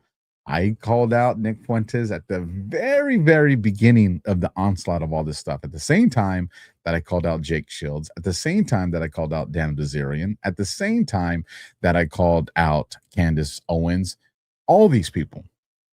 And I'm playing this video so it stays in your retention file for those of you that think that this guy's going to have an impact. Yeah, but the generation follows him. Then tell them the truth. Your job is not to say what the generations coming behind us want to hear. Your job is not to sound like a Nick Fuentes. Well, that's who they follow. Well, then expose that he's retarded and that he lies so that they don't follow him. So what am I talking about? Hear it for yourself. And then Kamala Harris, she actually picked a legit white guy. Everything that the GOP thought J.D. Vance was supposed to be, Tim Walz is, for better or for worse. He is actually like a normal guy. When he wears a t-shirt and a camo hat, it's not a costume, it's what he wears. He's got a normal wife and normal kids, and he looks normal, and he has normal clothes, and he's been a public servant. He was in the National Guard. He's been a public servant his whole life. He's like a left-wing populist. He's an advocate for teachers and things like that. But although he has views I disagree with and views that are radical in a social context, he's like a normal guy. He's like living a normal life. He is who he says he is. Yeah, we may hate what he represents, which is this like folksy, hippie, left-wing populism, but he is like a normal American from Minnesota. He is like a normal Minnesotan. Whatever you think about it, he's an American. Vance is like a total freak. If you think Tim Walz is a normal guy and you saw one of Harris's rallies, then I questioned your judgment. But let's transition into some of this stuff that's kind of funny to us and obvious into what is the dangers of the rhetoric that's being shared by these people. because there is legitimate danger, and we're seeing it unfold. And this is going to start setting up the conversation for what I anticipate is coming down the pipeline. MJ Truth puts out, he just threatened Trump. Austria's NATO committee chairman, Finlinger, says if President Trump annexes Greenland, they would compensate all bases in Europe. He can shove it up his Lederhosen. So, this guy wants to pick a fight. Listen. If you take it, we take every single base of the Americans from Aviano to Ramstein, from Romania to all the other military bases will be confiscated and you will lose it. And the whole position of American power since World War II, if you take Greenland, you have to leave. It's very simple, Mrs. Miller. This is the leverage we have. You need these bases for global power protection. You won't have it. And we can defend ourselves very well, and we will do that without the US nuclear shield, without the US troops in Europe, without the American bases. We will simply run these bases ourselves, and we run your boys home into Chicago and Ohio. And goodbye. If you go extreme, we go extreme as well. Be sure about it. We ask you for all your money. I can't do it. I can't. They want all our money. They want all our stuff. But now they're just like, but we don't need you. That's why Putin whipping all your guys' asses right now. That's why that's happening the way it is. Which brings us to the stage we're getting into here. Back to Eric Dowder. He says, breaking President Trump erupts on the Republican senators who just voted to approve the war powers resolution that would rein in his Venezuela operations, says never elect them again. Now, before I continue reading on this, I want to bring everybody up to speed on this. Let me make this a little bit bigger for you guys to see. And I believe I talked about this on Q After Hours or DEF CON, or it might have even been on the Middle East in 30 minutes-ish, just a show that do a Ghost on Sundays. If you guys remember, I had said very early on, Trump's going to make them beg for the Epstein files. That was in February and March. And then here we are at the end of 2025. They're begging for the Epstein files because they think that's going to rug pull Trump, right? They walked into that trap. Then, if you remember, to when me and Josh first started having the conversations of the naval forces going down into the area of South America and Venezuela, and that before they even hit any of the narco boats, one of the things that I had brought up then, as Trump started to, use the rhetoric of we're going to start escalating this, we already knew that he deemed that he had renamed through Pam Bondi. One of the first things she did that she got tasked with doing was identifying the cartels as foreign terrorists. I had said, and what brought up this conversation, I'm trying to summarize like a very long period of time with this conversation. There are a lot of people on X and Facebook and Instagram that accuse Trump of trying to get us into endless wars, and that we shouldn't be in wars, and that Trump doesn't have the power to get us to wars. And a lot of people don't understand is the last time Congress ever declared war was World War II. Everything since then has all been done through the authorization to the military use authorization. It's like AMUF or AMUF. I can't think of the acronym right here, but it's all been done through that. Afghanistan, Iraq, the war, that was all done through that. And so what I had said is, and you guys can go back and find the show clippings. I would love it if you did. I said Trump is going to by trying to stop him, he's going to make them hard press this into law that presidents won't be able to circumvent this situation outside a very small, minute asterisk of when a president can use those Article 2 powers to do something like that. It's going to be a very small, limited scope, but he's going to make it to where you can't. That the only way you're going to get into any type of military conflict is through the approval of Congress. He's going to force them to do that, and he's going to force them to do it into law so that any president coming after him is not. He's going to make them do what they should have always done. And so to bring it, here we are. And so the Senate just approved this, and so Trump's doing the kayfabe of never elect them again. Susan Collins, Lisa Murkowski, Rand Paul, Josh Hawley, Todd Young should never be elected into office again. Here Eric Dowdy saying he's furious Luckily, this is not the final approval, only advancement. Trump would veto it as well. I'm telling you, folks, it's going to get to the House. I think the House is going to pass this. And when it gets to Trump's desk, he's not going to veto it. Now, I think there's a window of, because there's certain things Trump wants to do. Trump's going to do military strikes into Mexico. I think when he does the military strikes into Mexico and he starts talking about Colombia being next, or maybe even Cuba, I think at that point, the House is going to be like, all right, we got to stop this guy. He did Venezuela. Now he did Mexico. Now he's talking about hitting Colombia. Now he's talking about hitting Cuba with these military. We gotta harden this down. And I think that's what they do. And then when it gets to his desk, I think Trump shifts gears like he always does. Well, maybe, this is the way, we should go about this and all this, because remember, midterms, you're going to have change of governors and you're going to have a change in senators to where Trump, all this stuff people are telling you about that midterms are in danger, not a fucking chance. Still keep working like they are. I don't, that's why I don't mind when people say, oh, we're going to lose them. Make people go and work hard. I'm good with that. But I'm telling you right now, you're going to see the biggest election win for MAGA that we've ever seen. That's going to happen. And so Trump is going to veto this because he's already going to have the state governors that are going to be behind him. He's going to have the complete control. Everyone's going to be behind him. So if he needs to declare war, it will be done the legitimate way, and he'll have that.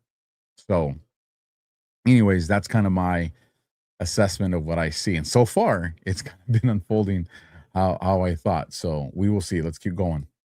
Brianna Morales says, happening now. Federal prosecutors have launched a new investigation into New York Attorney General Letitia James. This investigation focuses on her campaign's prior payments to her longtime hairdresser, Etisha Marsh, who was indicted last month in Louisiana on federal charges of bank fraud and aggravated identity theft related to a vehicle purchase. The probe centers on approximately $36,000 in total payments made by James' campaign to Marsh May 2018 and February 2019 during James' successful re-election campaign. According to earlier reporting from the Wall Street Journal, about $22,000 of that amount covered the use of Marsh's studio space as a campaign office for the final 4 months of the race, with the remainder tied to other services such as event management and a musical. In other words, she got busted, she got busted, she got busted. No charges have been filed against James in connection with these matters, and she has not been directly linked to Marsh's separate fraud indictment. James' attorney has described the probe as part of a pattern of politically motivated efforts against her. She should talk with the way that she came after President Trump. Let's see. Is somebody tripping out in the chat? I hope not. You guys let me know if someone in the chat is trolling, and I'll deal with it. If not, we're good. So we're going to see them people. Let me get back on track here. Gavin Newsom. This one is a wild one. Tim Walz is a man of character, strength, and compassion. He has served Minnesota with heart and dignity. Minnesota and America is better off thanks to his lifelong public service. Wishing him all the best in his next chapter. Thank you, Tim Walz. What's he talking about? Well, Tim Walz is resigning, and he's not going to continue to pursue.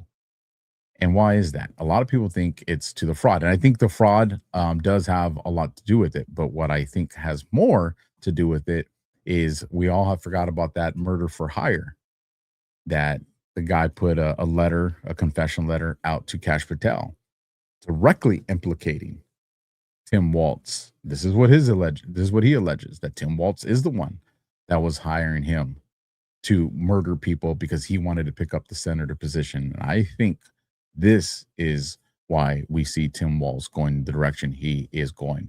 But why would Governor Newsom have that kind of support for Walz? Well, listen, it's not anything that is going to shock you guys. But Mila Joy says, holy shit, it's true. Gavin Newsom is funded by George Soros and Alex Soros.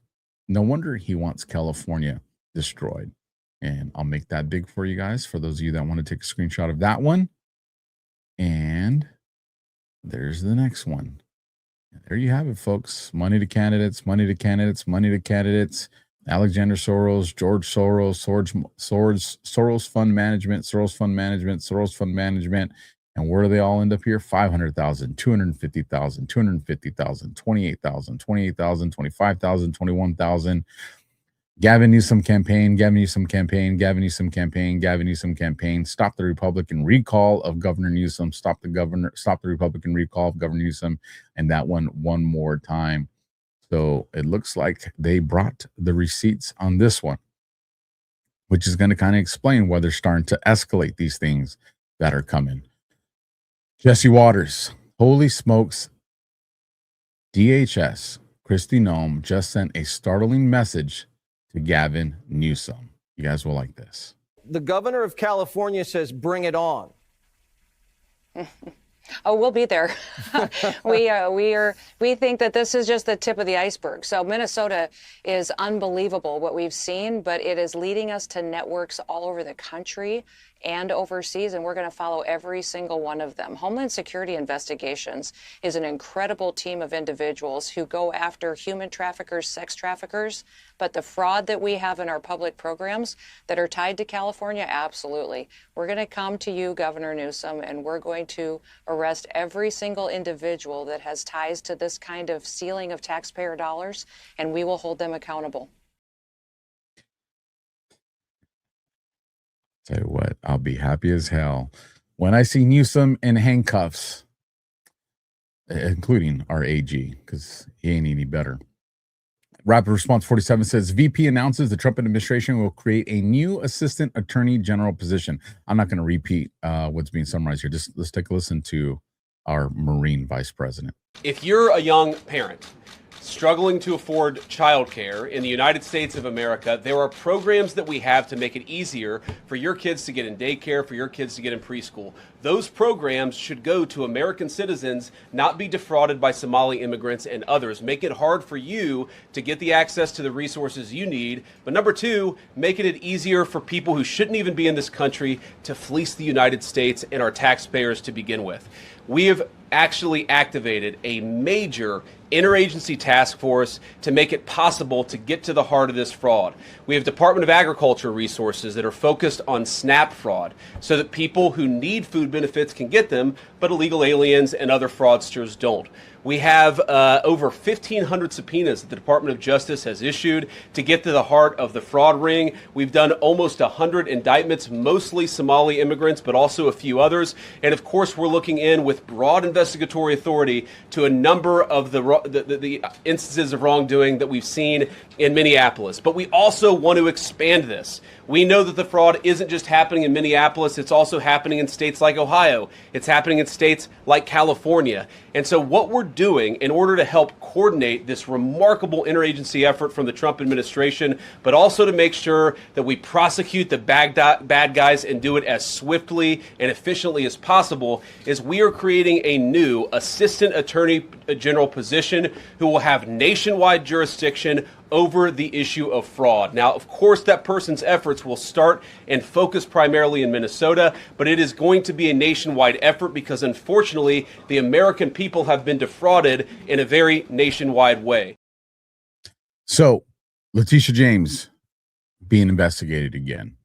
Walt's being investigated. Newsom's going to be investigated. All this fraud is getting investigated, which brings us into the next segment of the show on where these people are going to take it and how dangerous this is about to get, not just for our president, but just Americans in general. Lindell TV says, breaking Venezuela's mafia state exposed. Byrne names the real power behind Maduro. Patrick Byrne just dropped bombshell intel on the real structure of Venezuela's regime, and it's not what the public thinks. George Rodriguez, Diosdado Cabello, Delcy Rodriguez. What are we talking about? This one's kind of long, folks, but it is important. So let's take a listen. Of course, I'm thrilled about the steps the president has taken in Venezuela. Unbelievably precise military job, military accomplishment that no other nation could have done. It is troublesome to hear him talk about including Delcy, but we don't really know what that's going to look like. As I've told you before, Delcy is yeah, her brother Jorge is actually not just the guy who, he's the mastermind of this all. He's the mastermind of Smartmatic, of the mafia. He's not, basically the head of the government reports to the head of the mafia. The head of the mafia reports to Jorge Rodriguez. His sister is the vice president. Now she's the president. So that's all troublesome, but we don't know what that looks like. This may, 9 out of 10 days, I think Trump's a genius. 1 out of 10 days, I think, what a goof. And about half of those times, he turns out to have been right. And this could be so my immediate reaction was, this is going from cartel to this is going from mask of cartel to cartel itself. I mean, the biggest mistake we made in Iraq, we had this guy, Paul Bremer, the guy who destroyed, was a McKinsey consultant that was put over Iraq. And he, rather than do what we did in Germany, which was denazify over several years, he just fired everybody all at once, thousands of people, the factories, and he had his own bad reasons for doing that. But it was like, I don't want these people in there either. But the question is, do we want a civil war? If we can accommodate evil, and that's what Delcy is, for a few weeks, a couple months, maybe the plan is get some real infrastructure in place, get real financial controls in place, get an election. We actually have a very good election system. We teach the rest of the world. Our State Department does. We don't follow it domestically, but and do that. So over 12 to 18 months, we get to a real election, and then perchance Maria Corina Machado is in place. Boy, even if that's 12 to 18 months of sort of accommodating evil and if it lets you avoid a civil war, I'd actually, as Warren Buffett says, sometimes a man has to rise above his principles. Oh, maybe the same is true for nations. Maybe we got to rise above our principles and work with these people for some number of months to get a nice, clean, peaceful handover. If it means doing that and avoiding civil war, I would take it if that's what it means. Now, I had actually thought that Delcy Rodriguez would be on an indictment. There were several other people, though she was missing, and now we kind of understand perhaps why. There was a very key figure that was on there that many people would not be familiar with, okay? But you and I have spoken about him in the past, and his name is Diosdado Cabello Rondon. I'm told by Zorro, right, the third Three Musketeers, of which I have called you or dubbed you in this story of how the U.S. saved the 2024 election, is always pointing out this gentleman right here as a very powerful figure. We have actually been offering a reward for him for some time. He is on this current indictment with Maduro. Can you tell us a little bit about him? Yes, Diosdado Cabello. He's in Venezuela, you would go by those two. Diosdado Cabello. He's the godfather. He's the Don Corleone of the regime. But he's the Don Corleone of the mafia. And remember, the mafia is the regime. I read the other day there are 4,000 generals in the Venezuelan army. Each one of them, they call it, it's really the mafia of the generals, is really colloquially how you could translate the name Cartel de los Soles. So they are the generals, but the mafia godfather is that guy. And even the godfather is himself the creation of a political extremist, the fellow we were just talking about, Jorge Rodriguez, who is the stepson of Carlos the Jackal. He and his sister are the stepson. But anyway, they have reported to them Diosdado Cabello. He's really the head of the mafia. So the head of the country really reports to Diosdado Cabello. He's one center of gravity. The president, Maduro, was another center of gravity. Padron, the head of the military, was a third. And then Nicolas Maduro and his wife were the fourth, but they're not such a center of gravity anymore. So now they're down to Delcy and Padrino and Diosdado Cabello. Yeah, he's the head of the mafia. He's a godfather, the godfather de tutti, capo de tutti capi. And again, he's a name that most people don't know, but he's a central figure in all this. Now, all that's important.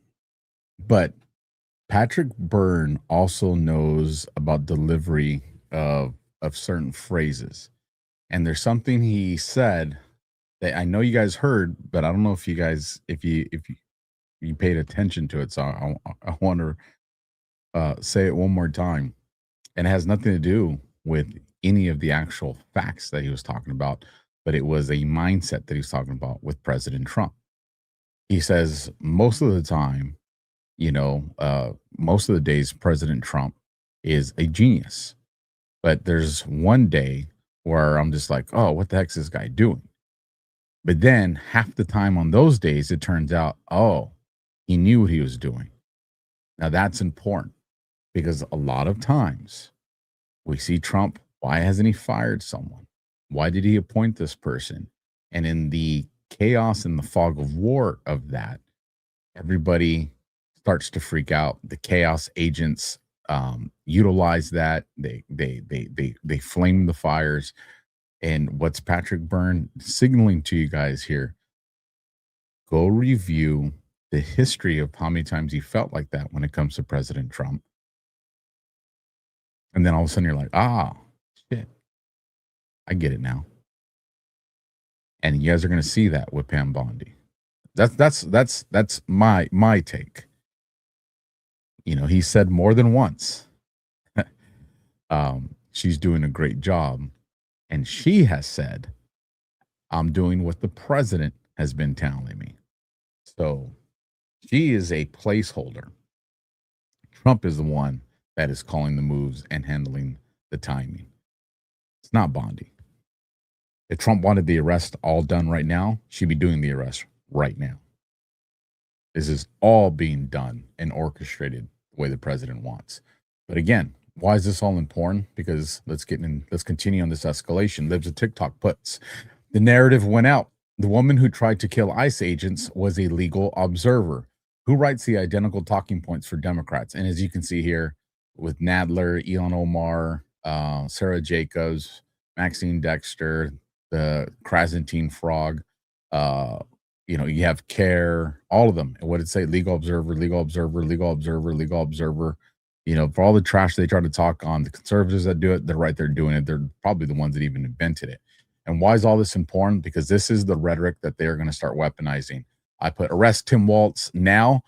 This comes from Rapid Response 47. It's a quick video, but this one's probably going to piss you guys off. And it's clear, look, I don't know, I don't think any governor in history has had to fight a war against the federal government every single day. Well, I said this yesterday. We've never been at war with our federal government. This is exactly what Patrick Byrne did. This is what Waltz is doing. And they're not speaking to everyday normal Americans.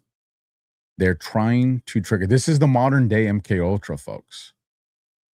That what they're trying to do is they're trying to trigger the Thomas Crooks, the Tyler Robinsons. That's the whole point of what they're trying to do. And it gets worse. You guys know this clown. Hear me, ICE. Stay the fuck out of California, Eric Swallowswell says. Hear it for yourself. Hey, Congressman. What's going on, man? What the fuck is up with ICE murdering a woman in Minneapolis? She has a name, right? Renee Good. Looks like she was a mom of 3 and had every right to go see her kids last night. And instead, she's dead. And of course, this is what would happen when you have a president who surges his thugs into our communities, masked, unidentified. And I guess you're lucky now if all that happens is you're thrown in the back of a van or you're dragged by your hair through the streets, because now they're just shooting people in the face and bodies are piling up. And we have to do something about it. We're not helpless. None of us are helpless. We have to strip these guys of their immunity that makes them feel like they're invincible.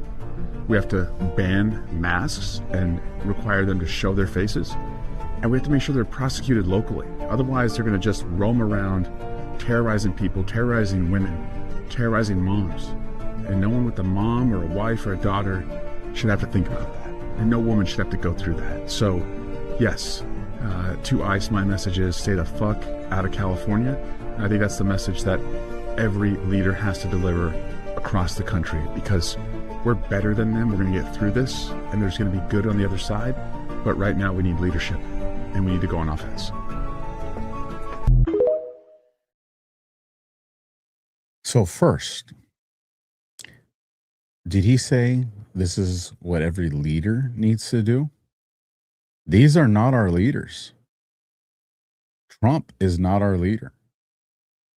These are our representatives. But this is the mindset that they have, power and authority. 2, shout out to who said it in the chat. Brilliant statement. Where'd you go? It was such a great comment. He said, she should be over there with her kids. And somebody in the chat said, then why wasn't she with her kids? And I can't find it no more. But absolutely agree with you. And 2, she hit a federal officer with her SUV right after laughing and dancing before she did it in the car. So, but it gets worse, folks. We're not done.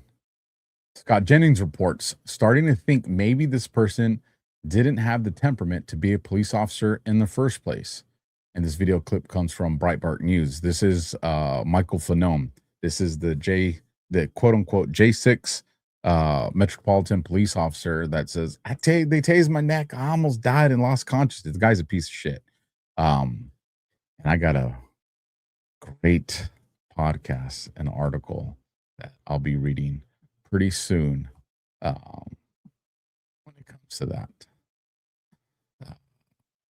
So Carmen Michelle says, no, Alpha, Trump is our commander in chief. He is the only leader. And for the people in the military, yes, not for us. Trump is not our leader. He's the commander and the chief for the military. So he's the leader for the people in the military. He is the representative for us as Americans. And we have to understand that. It's that's an ideology that we can't lose. We are governed by consent. And we give that consent to our representatives. So for the military, yes, President Trump is the commander in chief and he is their leader. But for every other American, he is our president. He is our representative. But to bring it here for this one, if you thought the last one were bad, you'll see this one. And this ain't the first time that we've seen ICE and CBP abuse their power. It's probably the millionth fucking time that we've seen this happen. And it's not even the first time that someone has been seriously injured or lost their lives. And so these politicians and these local, state, and municipal law enforcement agencies need to wake the fuck up. I appreciate the foul language coming out of the mouth of, the mayor of Minneapolis. And I think that his sentiment in the moment was appropriate. That being said, what are you doing? What are you directing your law enforcement agencies to do to protect your citizens? How are you going about doing that? I don't need to hear from the chief of police that we all need to remain calm and protest peacefully. Fuck you and fuck that. What are you doing to keep me safe? What are you doing to keep my mother safe, my sister safe, my community safe from these thugs?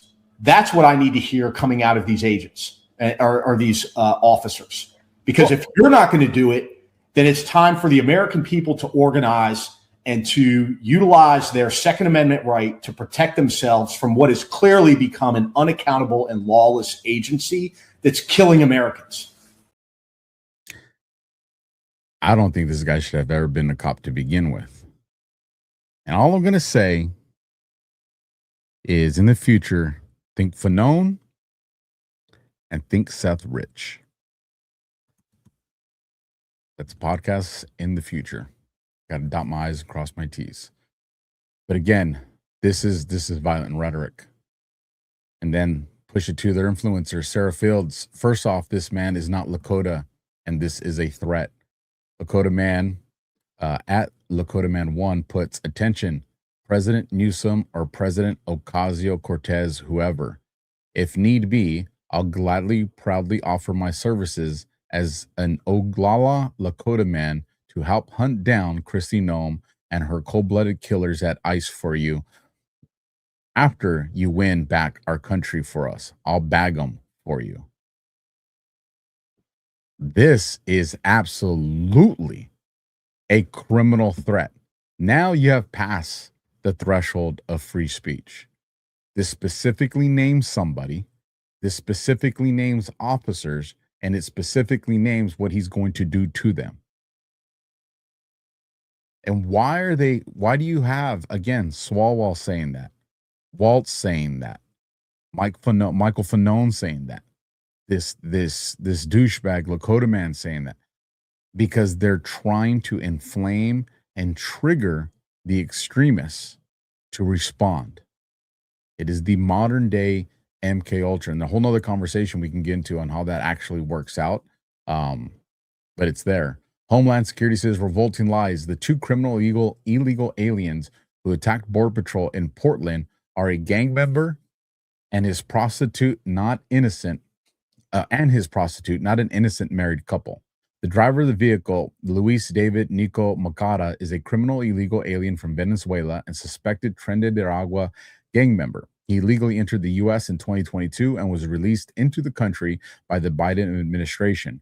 Since then, he was arrested for DUI and unauthorized use of a vehicle. He has a final order of removal. The passenger, Yorlene Betzavith Zambrano Contreras, is a criminal illegal alien from Venezuela and is associated with Tren de Aragua. She illegally entered the U.S. in 2023 near El Paso, Texas, and was released into this country by the Biden administration.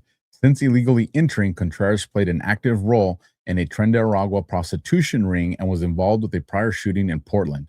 And you have all these clowns saying an innocent couple. If we're 2 hours into the show, we just crossed the 2-hour segment. We're almost done, folks. Actually going to be finishing up here fairly quickly. This is the information war. If for all of you that have already read the Substack, and I'll post it in the chats for you guys again that join late, for everybody that's read the Substacks, you are probably recognizing everything that I'm talking about in the show. Be like, oh shit, this is exactly this is what he's talking about. This is what I read. I understand this. I see the morale as a weapon. I see the despair. I see the cognitive battle. I see the battle for perception. I see you now. For those of you that have read the article, my shows are going to be so much more clear to you. It's going to be like you guys got your Matrix goggles on, right? Or like your Operation Gladio glasses. When I do these shows, you're going to see exactly what I'm doing. It's going to make, and let me know if I'm wrong. For those of you that have read it, maybe I missed the mark and I'm getting too excited. I don't think I am, though. I think those of you that have read it, as you start to see me do these shows, things are just going to click and they're going to resonate with you in a way that you're going to be like, I get this. This makes sense. So brings us to this one. Ed Martin, tools. The POTUS has the tools at his disposal to bring peace and end violence. Now we get into the conversation of the Insurrection Act. First, let's take a listen to our president. You know that Portland, we got it down to almost no crime. Do you know that? But we pulled it out. We had a Supreme Court decision. We can go back. We're allowed to go back in. But we'll go back in when the crime starts. Look, the crime will soon start because they now know that we're out. And at the appropriate time, we'll go back in. And we may, if we're allowed to. The most powerful thing we haven't used the Insurrection Act. You're considering using the Insurrection I've always considered it, but we haven't needed it anywhere. 48% of the presidents of this country have used it. Bush used it, I think, 22 times or something. You know that, right? I mean, Bush the elder. So, with that, let's go here. When you type Insurrection Act into the boards, it populates one time. Let me just double check that just to make sure. Yes, one time. I did it right there real time so you guys can see. And that post is 4360. And it reads, Insurrection Act of 1807. Determination that various state and local authorities are not up to the task of responding to the growing unrest. Call the ball, Q. So what is the Insurrection Act? Well, I found a cool 90-second clip. It's less than 2 minutes. It does a pretty good job of explaining the basics. So this is something that's going to be it's been talked about a lot, and it's definitely going to get talked about in the next 45 days, if not sooner than that, a lot. And I just want to make sure everybody has a good foundational understanding of what exactly it is.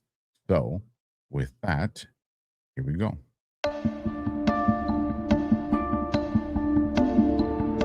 The Insurrection Act is a federal law passed in 1807 that allows the president to deploy the U.S. military within the United States during certain emergencies like civil unrest, insurrections, or rebellions. It's one of the most powerful emergency authorities a president has, according to the Brennan Center for Justice. The law authorizes military force against American citizens, something that is usually restricted.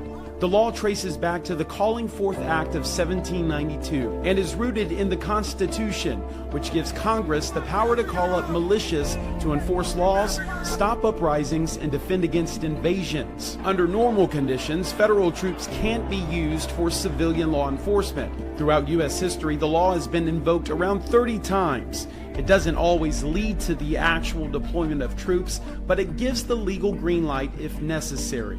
The Insurrection Act has been used by presidents in the past to respond to crises like the 1794 Whiskey Rebellion and actions of the Ku Klux Klan in the aftermath of the Civil War. The most recent example came in 1992 when President George H.W. Bush invoked it during unrest in Los Angeles after the Rodney King verdict. That deployment came at the request of California's governor, and National Guard troops were already active before federal forces arrived. And so with that, now I want to take a listen. This is from 3 months ago, and this was Trump specifically talking about that. And hold on. There we go. Invoke the Insurrection Act, sir. What? The Insurrection Act, under what conditions or terms would you invoke? Well, I'd do it if it was necessary. So far, it hasn't been necessary, but we have an Insurrection Act for a reason.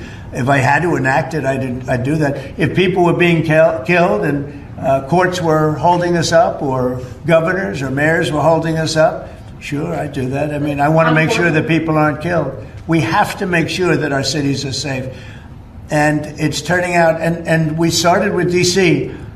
It's been so successful. You look at what's happened with Portland over the years, it's a burning hellhole.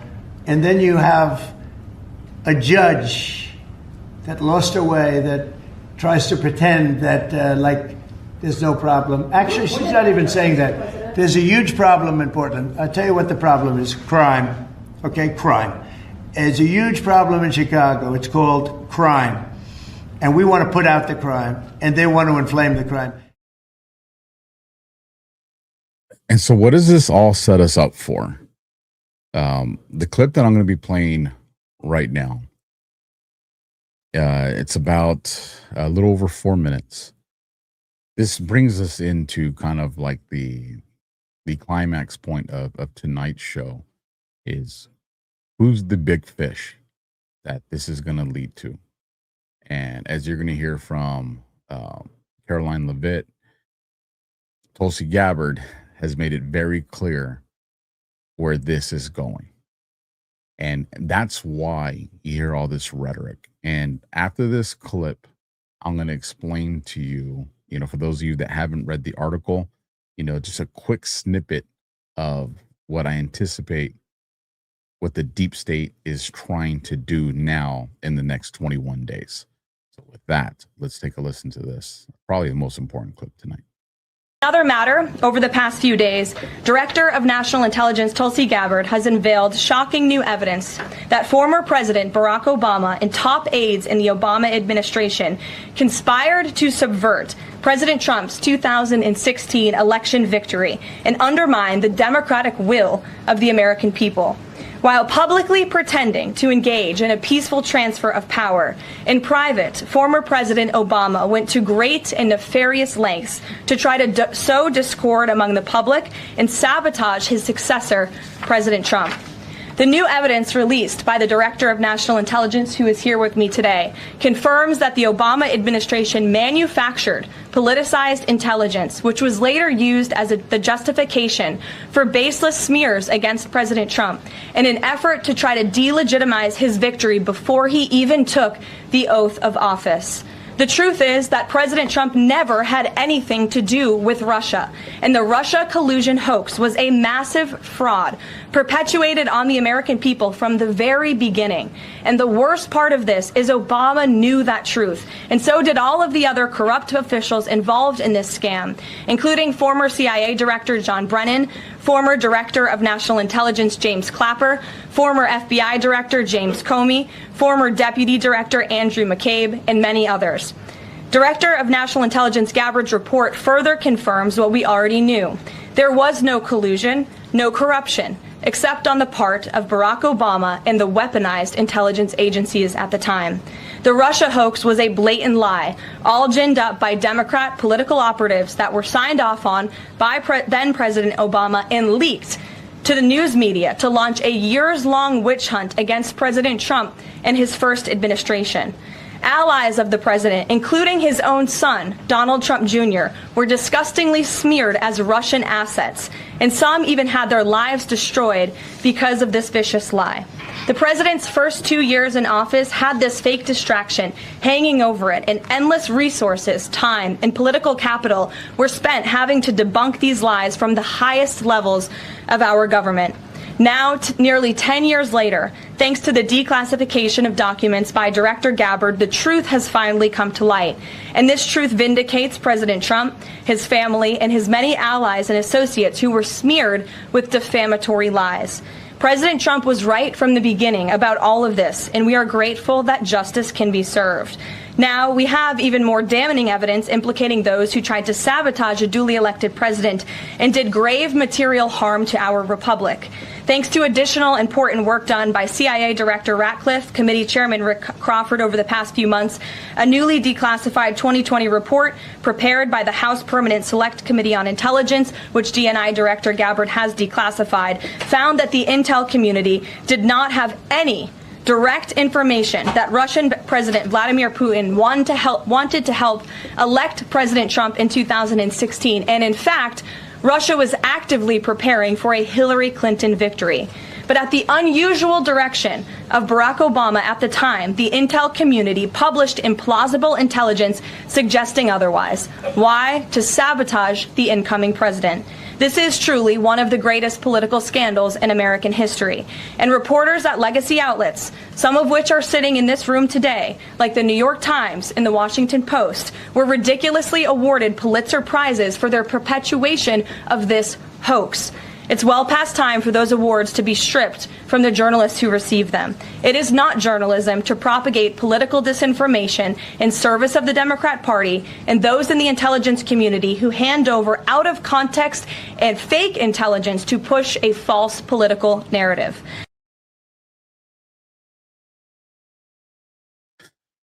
What are we talking about, folks? We're not just talking about a Russia hoax. We're talking about the overthrowing of the United States government. That is what is coming down the pipeline for Obama, Comey, Brennan, Bolton, Hillary, Podesta, Huma, the Orrs, all of them. All this rhetoric, all this stuff that... Okay, I thought someone said that there was a sound issue. Just throw me some 5x5s, just so I know that my sound with you guys is good on these different platforms. But it looks like you guys were talking about something else. That's what this is all coming to the stage of the final battle.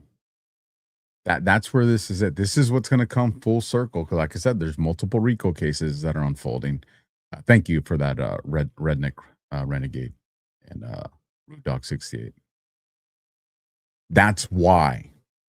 And what you're going to see, because we've got another very important news to share with you guys if you haven't heard already, regarding the Fed, Jerome Powell. These people have a limited window to start the escalation of what they want. The summer of love, as well as a major external conflict, which I think will be the NDE, the near-death experience of false flags. And this will be the final thing that seals their fate, the final major rug pull for them. And this has to happen before we get to midterms. This is the other news that I was telling you about. Tom Penn says, curious, Bill and Hillary Clinton's law firm was recently hired as an outside counsel by Powell, Washington Street. Gosh, Wall Street Journal. Thank you. We're approaching that 1 a.m. marker here on the West Coast. Federal Reserve video message from Federal Reserve Chair Jerome Powell. This is what panic sounds like, folks. Good evening. On Friday, the Department of Justice served the Federal Reserve with grand jury subpoenas, threatening a criminal indictment related to my testimony before the Senate Banking Committee last June. That testimony concerned, in part, a multi-year project to renovate historic Federal Reserve office buildings. I have deep respect for the rule of law and for accountability in our democracy. No one, certainly not the chair of the Federal Reserve, is above the law. But this unprecedented action should be seen in the broader context of the administration's threats and ongoing pressure. This new threat is not about my testimony last June or about the renovation of the Federal Reserve buildings. It is not about Congress's oversight role. The Fed, through testimony and other public disclosures, made every effort to keep Congress informed about the renovation project. Those are pretexts.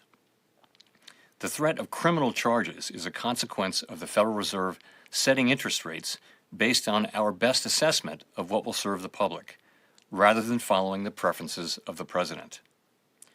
This is about whether the Fed will be able to continue to set interest rates based on evidence and economic conditions, or whether instead monetary policy will be directed by political pressure or intimidation. I have served at the Federal Reserve under 4 administrations, Republicans and Democrats alike. In every case, I have carried out my duties without political fear or favor, focused solely on our mandate of price stability and maximum employment.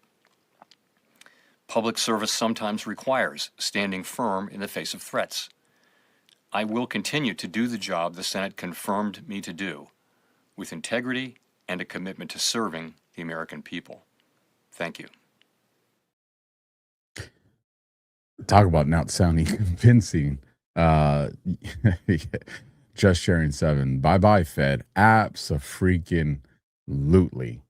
They are on their last legs, folks, and that's what you're witnessing in real time. Remember who told you months ago that there was multiple RICO cases unfolding? Well, looks like the news is starting to reach mainstream. The FBI, the DOJ, the DNI, and the CIA are all looking at a 10-year-long government conspiracy case in which they're likely going to look at RICO charges, look at the Democrat Party and the left as some sort of criminal organization writ large, and people like Brennan, Obama, Comey, and the upper echelons of the Democrat Party are all now in the crosshairs of this grand jury that will be impaneled just today. Today, folks, for those that don't know, that happened today. And so remember when we said Monday was going to be a big day, boom number 1 of 4 days of booms? Well, there was boom number 1. Shout out right here, George Papa 19, that dropped that on Bannon's War Room. But we ain't done there. Sarah Carter reports CIA John Ratcliffe. You remember Lisa Page? You remember them? You're going to love this one. I got a series of videos here for you guys that all lined up this argument. About what the Obama Justice Department ordered federal lawyers to do and not to do concerning the Hillary Clinton email investigation. Chief Intelligence Correspondent Catherine Herridge tells us in sworn testimony on Capitol Hill, one of the insiders told lawmakers what she was told. During closed-door testimony last summer, former FBI lawyer Lisa Page said the Obama administration's Justice Department advised the FBI not to pursue the gross negligence statute for Hillary Clinton in the mishandling of classified information. Former U.S. Attorney and House Republican John Radcliffe led the line of questioning about the statute known as 18 U.S.C. 793. Radcliffe, you're making it sound like it was the department that told you you're not going to charge gross negligence because we're the prosecutors. Page interrupted. That is correct.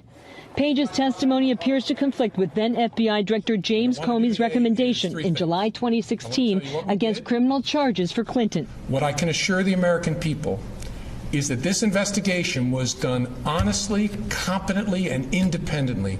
No outside influence of any kind was brought to bear. The Republican-led House Oversight and Judiciary Committee investigation ended in January. With Democrats now in control, the committee's new ranking Republican made the Page transcript public. The transcript releases show an inherent two-tier system, one in which Hillary Clinton gets the treatment that she got, where there was actually at first concern that they were going to charge her, and then with Loretta Lynch in charge, before she recused herself, made it very clear that that was not going to happen. The tip-off came from a chart drawn up by federal investigators assigned to the Clinton case known as mid-year exam.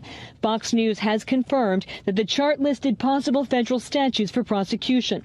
Next to gross negligence was a notation, quote, DOJ not willing to charge this. Only known cases are military, cases when accused lost the information.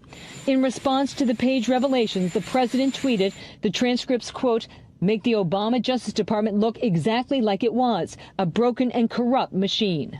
The Page transcript also confirms Fox's earlier reporting. The Page testified Russia collusion was still unproven when Special Counsel Robert Mueller was appointed. Brett? Captain, thank you. Folks, this is going to escalate fast. Let's take it to the next one. This brings us into Bill and Hillary Clinton face contempt of Congress for dodging on the Epstein subpoenas again. Let me read this article to you guys. It's not very long. This comes from the New York Post. It's dated from 2 days ago on January 9th. Bill and Hillary Clinton face contempt of Congress for dodging on the Epstein subpoenas again. Bill and Hillary Clinton are facing contempt of Congress charges if they don't appear before a House committee next week to testify in the Jeffrey Epstein investigation. The couple was originally scheduled to testify before the House Oversight Committee in December, but those appearances were, I have an itch in my nose, were moved to January 13th for him and 14th for her at the request of the couple who cited a conflict. Now, I want to read out these dates for you. January 13th, 113. January 14th, 114. It'll make sense here in a little bit. But now they haven't confirmed that they will be there next week. And Rep. James Comer, the chairman of the panel, said he'll slap them with contempt if they don't show. The Clintons have not confirmed their appearances for their subpoenaed depositions, a spokesperson for the committee told the New York Post. They are obligated under the law to appear, and we expect them to do so. If the Clintons do not appear for their depositions, the House Oversight Committee will initiate contempt of Congress proceedings. If the couple is found guilty of contempt, Congress can send the U.S. Capitol Police to arrest them and bring them before lawmakers. Bill Clinton has denied ever visiting Epstein's infamous island and has said he regrets his friendship with the pedophile. But photos of the former president hanging out with Epstein were revealed last month when the Justice Department released new documents in the case. In one, Clinton is nearly naked in a hot tub with an unidentified woman. A spokesperson for the Clintons didn't immediately respond for requests for comments. And just to clarify here, part of the things that the DOJ said upon releasing the Epstein files was the only faces and people that would be redacted were victims and minors. The only faces that were going to be redacted were victims and minors. And you see multiple photos with Bill Clinton, including the one they're citing in this article, with the woman whose face has been censored and redacted out. So that means that woman's either a victim or a minor. Folks, it's going to get spicy. Hillary Clinton posted this. This was on January 6th. 5 years ago today, Donald Trump urged his supporters to attack Congress and the Capitol over a proven lie. More than 140 police officers were injured. Trump then pardoned these attackers. He betrayed his oath and his country, and we won't ever forget. And there it is, folks. All of their propaganda slop. Trump mob storms Capitol, insurrection, pro-Trump mob invades the Capitol. You know, this is specifically important to me because this changed the entire course of my life. Because 9 days later, the tyrannical, corrupt FBI would raid my house under the January 6th investigation. And so this is very personal to me.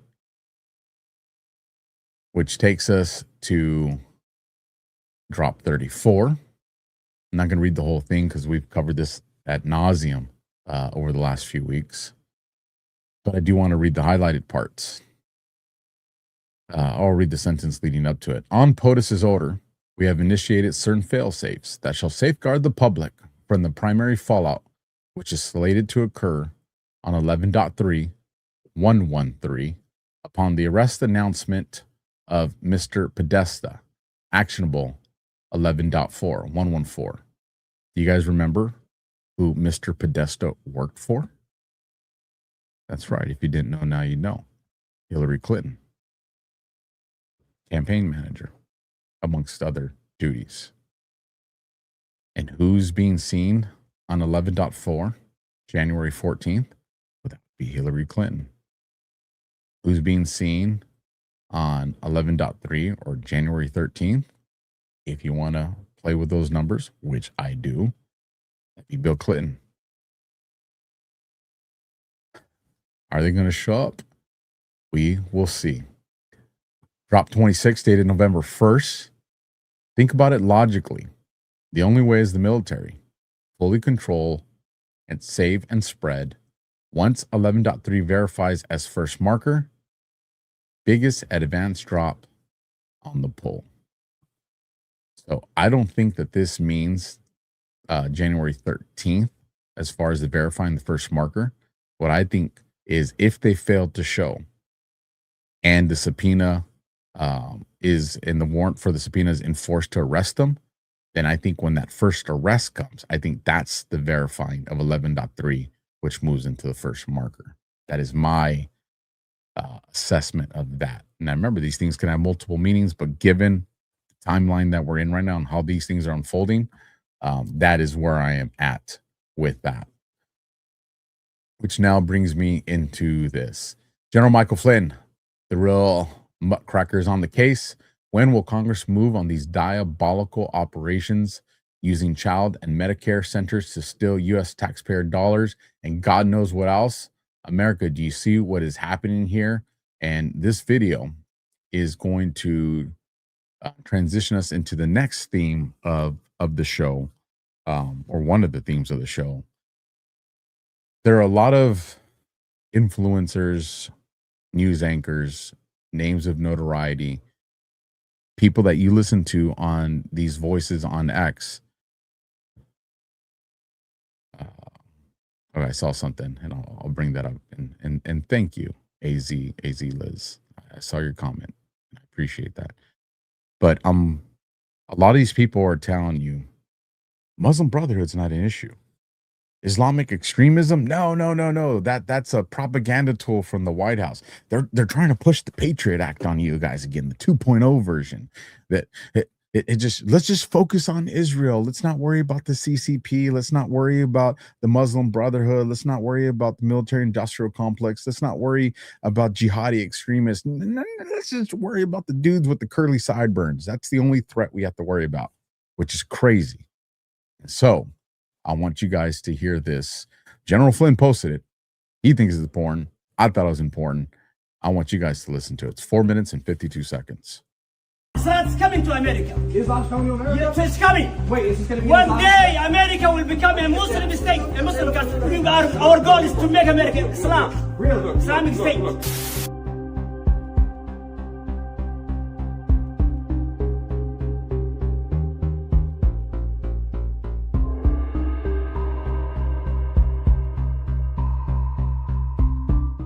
Hey, we thought that the poster was very interesting. It says no ice. No ice for what? Who are you, sir? Who are you? My name? Yeah. My name is Anthony Rubin. You're racist, you're evildoers, you're bad Christians, you're bad Jewish. You're terrorists. This is anti-Islam. You hate Islam. You're haters of Islam. Islam's coming to America. Islam's coming to America? Yes, it's coming. Wait, is this going to be one day America will become a Muslim state, a Muslim country. Really? Tell Trump. That's never going to happen. Yes, it will happen. Never going to happen. God is powerful. God is powerful. Is that what everybody here wants? You want to see That's what we are. Our goal is to make America Islam. Really? Islamic state. Yes. Look. God is powerful. It's never going to happen. You control the heart of Americans. God guides whom He wills. Over my dead body will this become an Islamic. يريدون ليطفئوا نور الله بأفواههم والله متم نوره ولو كره الكافرون. You're killers. I have a question for you. Can I ask you a question? Yes. You said that America's going to be an Islamic place. It will be one day. Here's my question. Yes. Does the promise of Allah. Here's my question. Do all the other Somalis here feel the same way? We believe that the believers will overcome the wicked ones. I am from Somalia. And Trump said, Somalia is garbage. It's not garbage, it's gold. وَلِلَّهِ الْعِزَّةُ وَلِرَسُولِهِ وَلِلْمُؤْمِنِينَ. Look at this face. Look at this face. They are harassing our community. I have not harassed you. Every time. They have been there for the other daycare. Go ahead. If you recognize these two faces, give them a shit. You have like family that goes back in Ohio? Like way back? Like how far back does it go? Well before the Revolutionary War. And so how do you feel about all this? I'm a veteran of the United States Army. I swore an oath to protect the Constitution against all enemies, foreign and domestic. That includes the First Amendment, the freedom of the press, and the freedom of speech. It also means that I swore an oath to defend American law. 100%. The American law says that if people are in this country illegally, we have the right to remove them. There's a poster in there that says anti-ICE. That is advocating for the violation of United States law. See? Amen. Beautifully said. So what do you say, sir? I said, that poster in there, if it says no ICE, that is advocating for the violation of United States law. If people who are not American citizens don't like that law, you're free to leave. Can you show me where that sign says we are anti-ICE? Can you show me? It says no ICE, man. That's an anti-immigration enforcement. No ICE. That's anti-ICE. That's a private property. But no one said we are anti-ICE. No one said. That's what the poster says. We respect the law come on, enforcement. you can read between the lines. We respect the law enforcement. That's not correct. You Sir, are not correct. What do you mean? If you hang a poster in there, in your store, whether it's private property or not, you cannot put a poster up there. No, why are you twisting the words? No, listen. Show me where it says anti-ICE. Show me. Show me. Can you show me? Can you show me? Yeah, I'm going to speak for him because he's on duty. He's not going to say this, and I understand it. Welcome, Here's the issue. Here's the issue. You guys come to the United States of America. Great. You know what? Good for you. I'm glad you got. Where'd you come from? Somalia? 3.5. I'm glad you got out of Somalia or wherever you came from. I wouldn't want to be there either. But then you guys hang these posters that say no ICE. It's so disrespectful. That's false information. And giving false information is a crime. It's a crime. What's the false information? False information. What's the false information? It's a crime. Defamation. Crime. That breaks my heart what you just said. They've been here since before the revolution. And this is what the fuck happened. I'm pissed. I am pissed. If people like this come into this country and defraud this country, and this goes against everything that I fucking gave 11 years of my life for.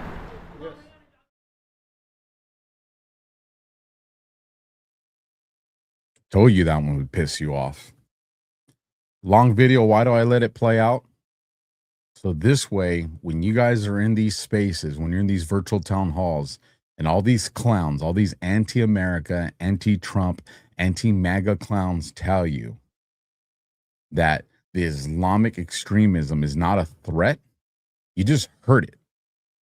That's what they want to make the United States an Islamic state. And just like that security guard, ain't no fucking way I'm allowing that to happen. or any vet that actually cares about this country, because there are some fake vets, some shitty ones. So then that will shift gears here now, and we're going to move into Candace Owens fails the update. Last two weeks, we haven't really been able to get into this. If you guys saw the show that I did with Paramount Tactical, Gary, phenomenal dude, great dude. Can't wait to do another show with them. Last Tuesday, we kind of went and got the understanding of how he's kind of seen these things and when he got involved with it, and we covered it.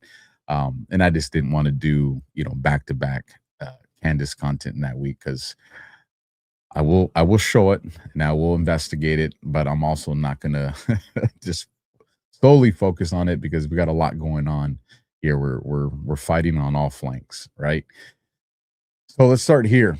Actually, I got ahead of myself. We're not there yet. We're still on the Islamic part. I saw Tyler Bauer, and that's what made me think that, but I got ahead of myself. So Candace Owens will be here in a little bit, but we still have some more here. Anytime you mention that Islam is a threat to America, you get attacked by a lot of accounts with more numbers in their handles than any followers. Interesting. This is true, which will also come up during the Candace segment from tonight when we get into it. But you'll get these accounts, followed by 13 people, 12 people, right? The straight bot accounts. So somebody is paying for that.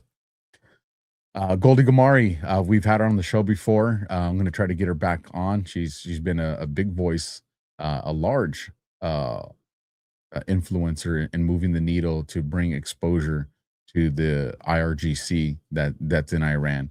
And she puts, why is the Islamic Republic State TV currently broadcasting Tucker Carlson's anti-Semitic conspiracy theory interviews that have been dubbed into Persian? The country is in a state of chaos and civil war.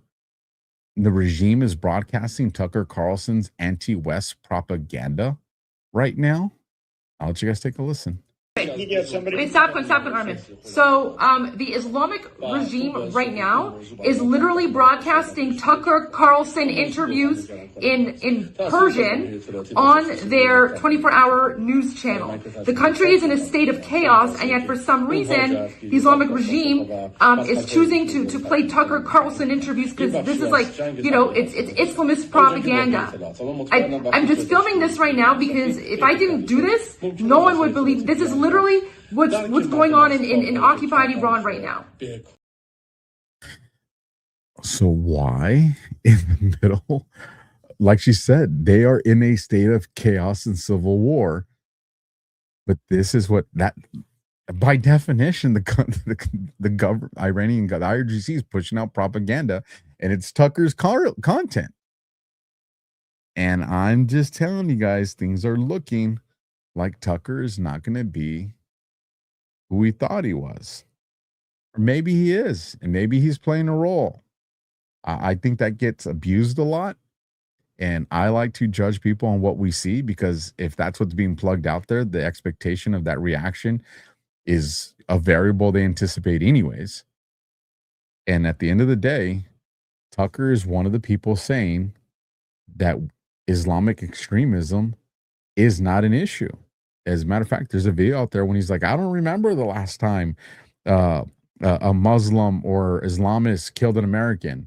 And he got just destroyed on social media for that, with all the people that have been killed in America, including some of the recent stuff that's happened. So jury's still out on him. I'm not going to hammer down that I'm 100% confident that he's sold out. There's still a little room for he could be playing, double agent, etc. But if I had to bet today, like once CIA, always CIA, right? We're talking about the bad ones. Let's keep pushing on so we get this show done. Mario Default puts U.S. State Department to Iran. Time's almost up. Their official U.S. page in Persian just dropped a full montage of Trump's threats. Some translated, all crystal clear. The clock is ticking. So the IRGC is pushing Tucker Carlson, and Trump's team is pushing Trump's position, and they're translating that for the people. And some of the things that's being translated, the United States supports the brave people of Iran. If Iran shoots and violently kills protesters, which is their custom, the United States will be involved. Iran is looking at freedom, perhaps like never before. The USA stands ready to help.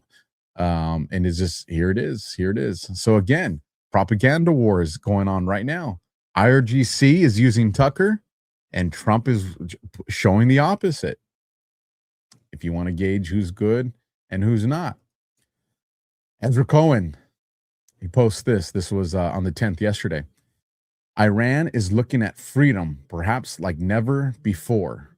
The USA stands ready to help President Donald J. Trump. And well, I'm on the, what's today? The 13th now. So that would have been 3 days ago. Time is flying because we've crossed into 1 a.m. And then we get Trump. Rapid 47 account posts. We're looking at some very strong options. This was from the 11th, and I want you guys to hear this with your own ears. Only about 30 seconds. There seem to be some people killed that aren't supposed to be killed. These are violent, if you call them leaders, I don't know if they're leaders or just they rule through violence. But we're looking at it very seriously. The military is looking at it, and we're looking at some very strong options. We'll make a determination. Some of the protesters were killed through the stampeding. I mean, there's so many of them, and some were shot. We're getting a full report. I'm getting an hourly report, and we're going to make a determination. And we're going to make a determination. This came 11 hours ago. Effective immediately, any country doing business with the Islamic Republic of Iran will pay a tariff of 25% on any and all business being done with the United States of America. This order is final and conclusive. President Donald J. Trump. The order is final. Want to support jihadis? Then it will cost you. People of Iran, take back your country. Trump just told some of the big countries out there, if you try to help them, it's going to cost you. This is a hell of a damn president. Hell of a president. And with that, we will now shift gears. Before we get into Candace Owens, we will shift gears into Dan Bongino, the Black Pill Wars. He came in with some fire. And the best way to introduce this segment of the show, this is going to be a fun part, folks. I promise you'll like this part. Let's get some Gladiator Bongino. He possessed the love of the people, the fortune, the glory. The roar of the Colosseum was his daily bread. But duty is a jealous mistress. He walked away, descended into the belly of the beast, to serve a higher cause, to fight the wars no one sees. He hunted wolves in the dark. And though the victories were great, they were won in silence. The people cannot cheer for what they cannot see. They did not hunger for whispers or quiet victories. They needed to see the blood. They needed to hear the steel. They starved for the roar. The time for silence is over. The gladiator has returned. Are you not entertained? Are you not entertained? Is this not why you are here?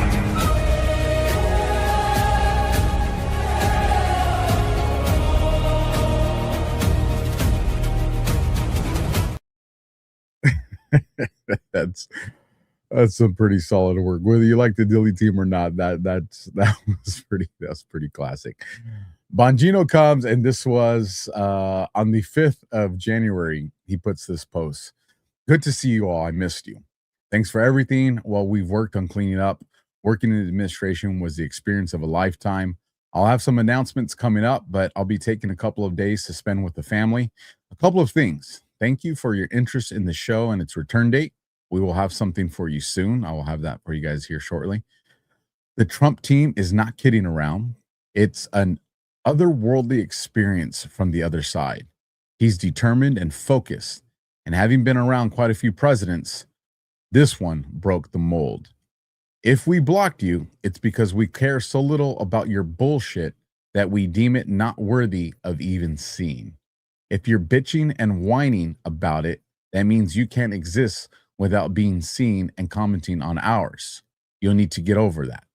We do it because there's nothing black pillars and anti-Trumpers want more than to create division and drama. We're about results, and we'll talk about some of it soon. Love you all, and thanks again. Flaming Elmo emoji. I just want to say, I've been calling all these rat bastard, anti-MAGA, anti-Trump, anti-American black pillars. I've been battling these shit bags since Trump won the election. And to know I got this dude coming in that's going to reinforce all the shit that I've been saying the last year, I am fired up. I don't care which of my friends don't like him. I like Bongino. And Bongino's coming in, and he's ready to, pardon my language, folks, he is going to fuck shit up when it comes to the black pillars. And everybody that wants to say, what'd he do? We got a whole stat sheet that we're just going to keep throwing in your fucking face every time you try to push that propaganda, because he absolutely was a boss when it came to the work he did at the FBI office. And that's what pisses people off so much. So let's proceed in this Dan Bongino segment. Anita McGroin says, the Dan we know is back. Dan doesn't play the game that the black pill woke right podcast bros play. Dan has an army because he serves us ugly truth, but always with a side of never quit. No bullshit, no drama. The king is coming back, and the midterms are what matters. And she's referencing this statement. Let me add this from the jump so there's no confusion. I started in this movement as a candidate during the Tea Party movement, and I began my political commentary career shortly thereafter. I helped build this movement, and I'm sure as hell am not going to let it get hijacked by a group of black pillars, life losers, grifters, and bums. We are a movement guided by truth. The essence of conservative ideology is the preservation of eternal truths. We are not the latest thing group. We are not the political cannibals. I've watched quietly from the inside while doing the job I was hired to do. But I'm back now, and it's time to restore balance to the force. That one is for you, Guy. As we get ready to make some announcements about the future of the show, I also want to warn the haters and the zeros, we've been at this a long time. We live for this stuff. This isn't our first, second, or 10th rodeo. We've seen a lot of dipshits come and go. We revel in making you angry enough to show your asses. It's glorious. We've got midterms coming up, and there's no time for bullshit. This administration is cooking, and real change simmers. If you're spending your entire day bitching and whining with 3/4 of the term still to go, then please find the exits. There's no time for it. It's not infighting when you excise a cancer killing the host. It's outfighting because you're not part of the movement I'm familiar with.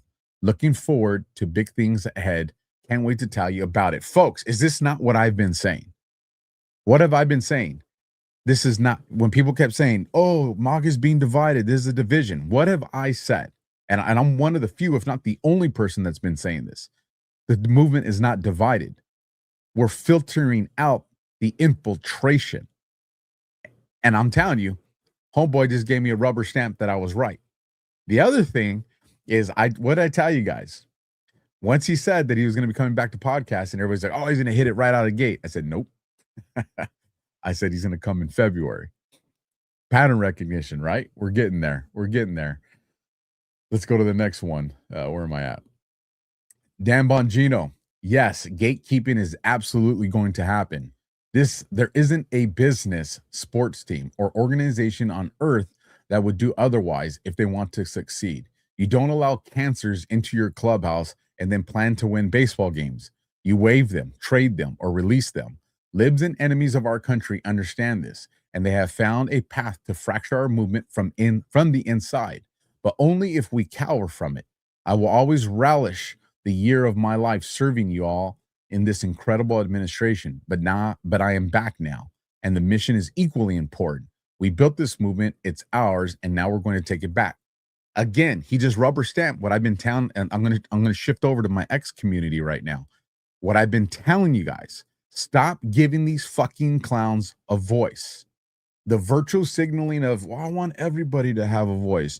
And this freedom of speech. We're in a fucking information war. Pardon my French, but this is battle conversation here. And I got to call it the way it is. When you allow these people to come in your space to push their propaganda, that's not free speech. You're allowing them to push propaganda. Make the propaganda work on its own platforms. This is what Bongino's saying. There is gatekeeping. We're at that point. 100%. When you go into their spaces, do they allow you time to speak? You get 6 seconds and then they cut you off. When you start to destroy their narrative, everybody jumps on you.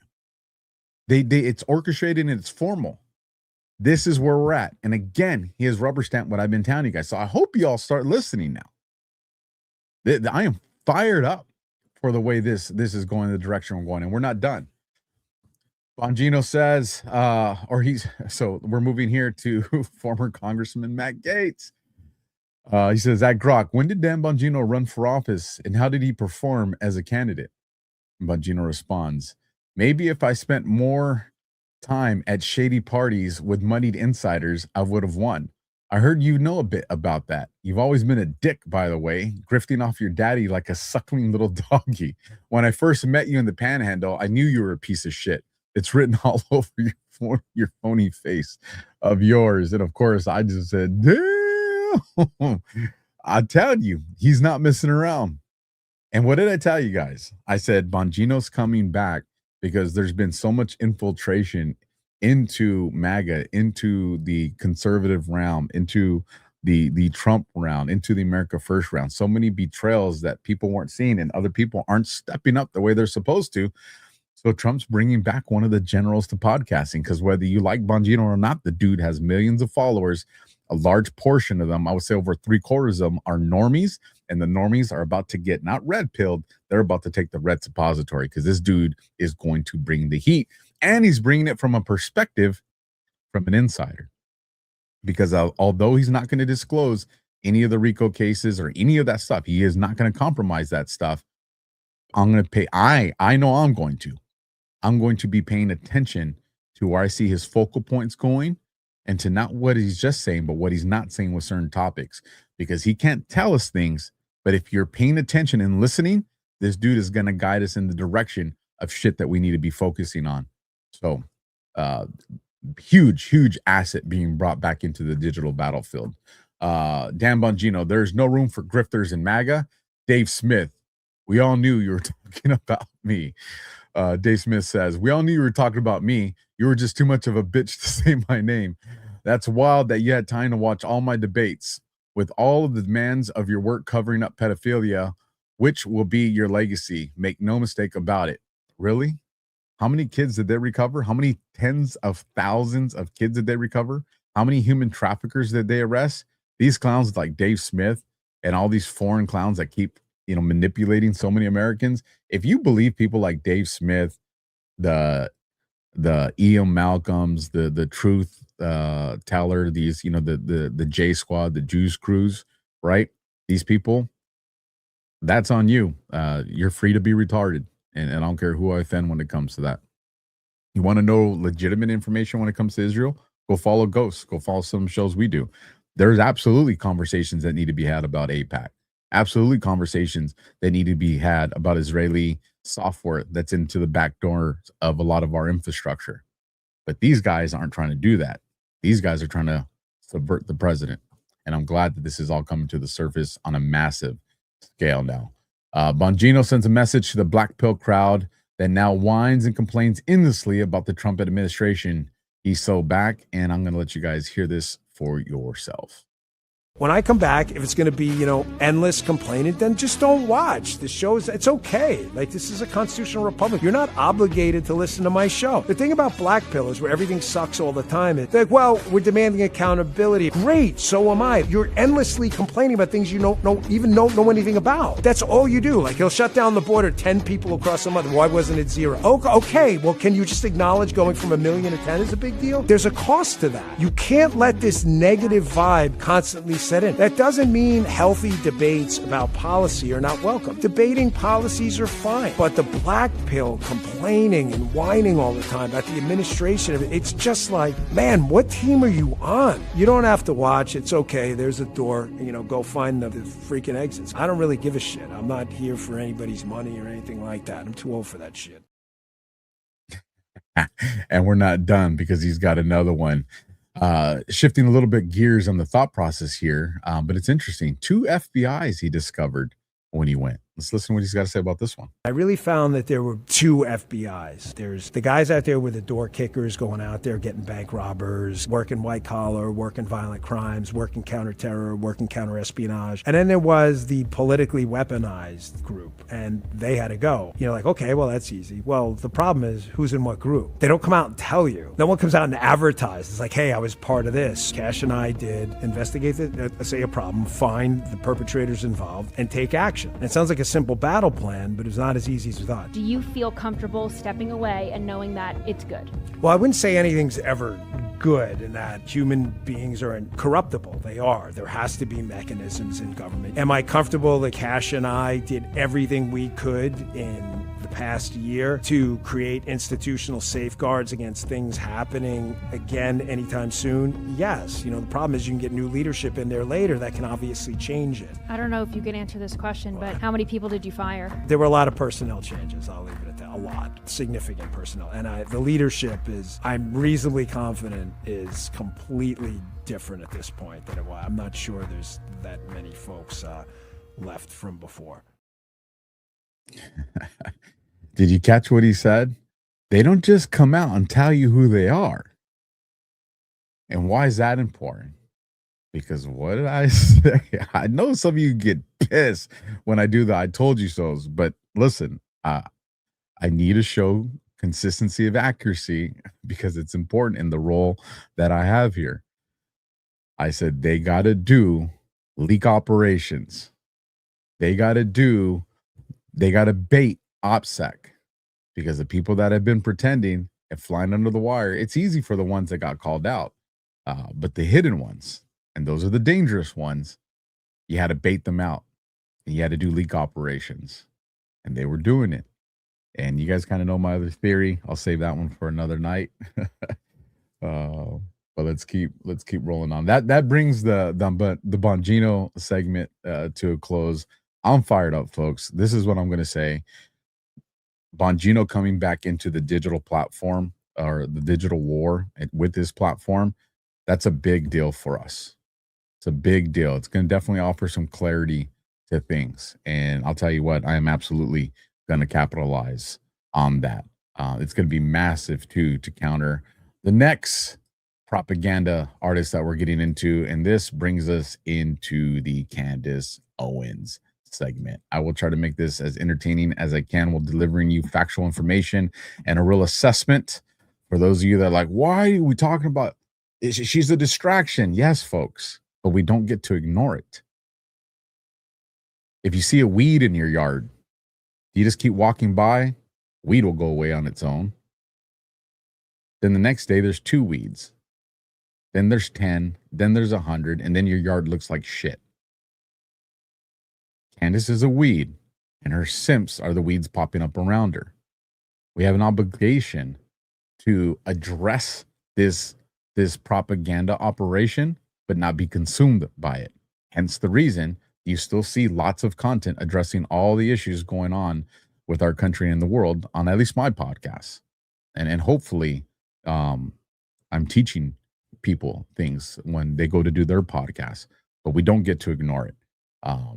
Is there a lot of manipulation and psyops going on here? The entire thing's a freaking psyop. Absolutely. So let's start off with the crazy bald dude, AJ himself, to set us up. And then she doubles down on Fort Huachuca and says bots are attacking her from Fort Huachuca when she is the bot queen. And of course shows no evidence. And then you go to her followers and her people, and it's almost all weaponized bots, heavily pushed. And her husband runs internet scraping companies and bot factories and is a lord. And you know, a lot of the main attacks on Trump are out of the UK. So I'm just like, I didn't even want to look at it. The more I look, it's just like, oh my God, this is ridiculously proven. I pointed them out myself, so the guy's not lying. Let's go through this fast. Ian Miles Chong, none of us are a big fan of him, but he does nail this one. Candace Owens tells the followers in her cult that they need to take real action against Ben Shapiro, who she describes as dangerous in her latest unhinged rant. She's trying to incite someone to kill him. Now, here's the thing. This is not hyperbole. Remember the conversation we had early on in the show about, the modern day MK Ultra. She is absolutely trying to get an extremist to act out here. So let's take a listen to what she says. There is something that feels dangerous about this. Like he is growing increasingly more unhinged and more focused on me, more focused on stopping me. And it can't happen. It cannot happen. So I'm not going to allow it to happen. I'm going to tell you guys the truth about what's going on behind the scenes. I have basically said we need to take real action against him. Listen, folks, she's playing in that realm of, well, that's not what I meant when someone goes and does something. If she knows, if for those of you that believe her and support her, if she knows that Charlie Kirk was assassinated because somebody, whether you want to say it's MK Ultra, whether you want to say he's part of a formal operation, but somebody was allowed to be manipulated because they listened to rhetoric, which made them develop hate and anger to facilitate a killing, then why would you go and do something like this knowing that that can happen? That tells you how evil and vile this woman is. And as we go through the next few tabs, I'm going to make that argument and you're not going to be able to deny it. Candace, Nathan Livingstone, this is just a great video. He says, Candace Owens kicked off the new year by gaslighting the entire internet, assertedly claiming she was the one holding back allegations that TPUSA was involved in Charlie Kirk's death last year. Roll the tape showing Candace was, of course, the chief architect of this campaign of unfounded and serious slander conspiracies. When I am long gone from this earth, the history books are not going to tell the truth about the things that I did. They're not going to tell the truth about my contributions. But I want to be clear that I want to be remembered as the person who was holding the internet back. Last year, I was in earnest holding the internet back. Everyone was coming at Turning Point USA, at all these allegations. And I was like, no, chill, just give them some time. Everybody grieves differently. Just give them some time. It's just different. I believe that people within that company betrayed Charlie. Yeah, I'm putting the fire here right at the feet of Turning Point because I am disgusted. I am genuinely disgusted. None of you guys are behaving in the way that you should be behaving. But I'm starting to think that the assassination of Charlie Kirk was something akin to a regicide, right? The assassination of a king to install a new ruler who the king would have never approved of. The way to honor him is to give money. I don't know, there's just something really sick and demonic about the entire thing. We just know. We just know that he was truly betrayed in one of the most egregious ways that I think I've ever seen. It has made me lose faith in politics. It has made me fully lose faith in Trump. And my heart aches for the fact that he gave so much of his life to Trump and to politics. And they just were like, nope, that is it. Anyways, back at headquarters, I am told it's business as usual. And it's kind of giving me like, I don't know, LBJ when he gets sworn in that famous picture. Unfortunately sworn in. Unfortunately, of course, he's sad in this photo. Gosh, he's obviously not wanting to be the president of the United States. JFK was shot and killed.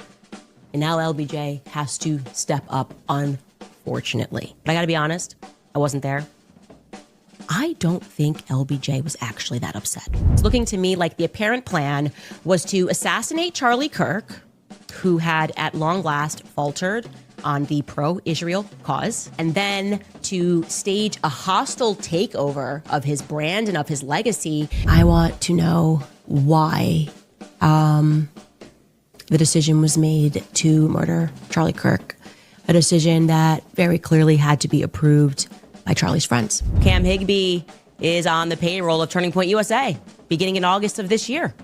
So in theory, Cam Higbee, who was laughing off the idea of an assassination attempt, is being paid by the very organization that just had its leader assassinated in broad daylight in front of the entire world. Obviously, for this to have been pulled off, there had to have been multiple people involved. There had to have been people at Turning Point that were complicit in having this happen. Put it at a percentage that you saw that the girl in the ponytail matches the description of Erica Kirk. What percentage would you put that at? That's 95 to 99%. Once I saw a picture of somebody in a ponytail with those eyes, that was that person. They were there. Everyone was coming at Turning Point USA, at all these allegations. And I was like, no, chill. Last year, I was in earnest holding the internet back. Listen, the greatest love story ever says, Alpha, using Alex Jones and using snippets out of context, shame on you. I guarantee you I've spent more time watching all her videos than you have. Greatest love story. And I guarantee you not one of those snippets is out of context. If you want her to tell you, well, that's not what I meant, then you can fall for that. But we all just, you're literally doing what Candace Owens is saying that everybody else is saying. That we're the ones telling people, don't believe your eyes and ears. And you're literally here saying, shame on us for playing these clips of what she said. This is the gaslighting that she has literally programmed you guys to. You just watched the video saying she's the one holding everybody back. And you just saw 3 minutes and 30 seconds. And there's way more than that because I've seen them, because I have watched every single video he has done with regards to this. And some of them several times. If you want to fall for the propaganda, go ahead. It's not deceptive editing. It's just not. So, like I said, we're not done yet, though. So, this is probably a deceptive edit, too. Candace begins the new year by playing a video of mocking Erica Kirk. I'm not saying she killed her husband, but I'm saying the guy got killed 3 months ago, and she walks out to a pyrotechnic display. Megyn Kelly, this is what you support. Now, how many of the Candace Simps have you seen repost the images of Erica Kirk coming out and the fireworks from the stage or the shooting, whatever you call them? I'll just call them fireworks. That's what TPUSA does. Did any of them, did Candace come out and say, well, that's what she's doing, what they've always done? No. So if you want to talk about deception, deception has happened. It's happened on the side of Candace. But again, let's take a listen. 26 seconds of just, this woman is evil. I'm not saying she killed her husband or knew about it or whatever. I'm saying the guy got shot 3 months ago, and she walks out to a pyrotechnic display, and then she goes, we're going to elect J.D. Vance. It's weird that that's where her head is at. It's different. Is it gaslighting when she says, all Erica Kirk has to do is tell me to stop? And then Erica Kirk goes on multiple interviews and says, stop. And then Candace says, well, she didn't say what to stop. Does she want me to stop this or stop that? I mean, listen, everybody's entitled to be foolish on this. Natalie Denise, I've had her on the show before. She'll be coming onto People, the new series. I think you guys will enjoy that. But here's another segment. Put the nail in the coffin. We now need to turn our attention back now that we've recapped how I'm feeling about the new year. We obviously have to discuss Fort Huachuca because it seems to have driven people insane. Okay? Insane. People are losing their minds ever since we mentioned Fort Huachuca, which signals to everybody that Mitch is telling the truth. Okay? Now, I should tell you that if Charlie were alive today, they'd be calling him demonic. They'd be calling him possessed. They'd be saying that he was crazy for not trusting the government because he was honest. He had an honest perspective about psychological operations. He noticed them. He knew the government was behind these psychological operations, just like the one they have put in place since Charlie was assassinated. Here's what Charlie had to say back in October of 2024 regarding the CIA and MK Ultra. He is speaking with Justice Smith. Take a listen. Do you think the MK Ultra project ever actually ended, or just went? No, under a we new have. name? I mean, we have no evidence that it ended. And I mean, also we have Operation Mockingbird too, which was another CIA program, which was that they were going to take over all the news networks and have symmetry in their broadcast communications. No, the Central Intelligence Agency is actively involved in mind manipulation of people here domestically.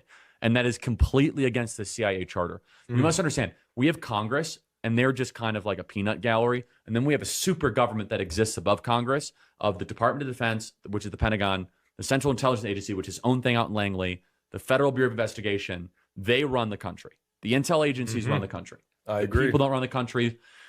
The executive branch doesn't run the country. This is why they hate Trump, because Trump was the first candidate since JFK to actually want to declare war on the intel agencies and bring the power back to the sovereign. And both him and Kennedy got shot.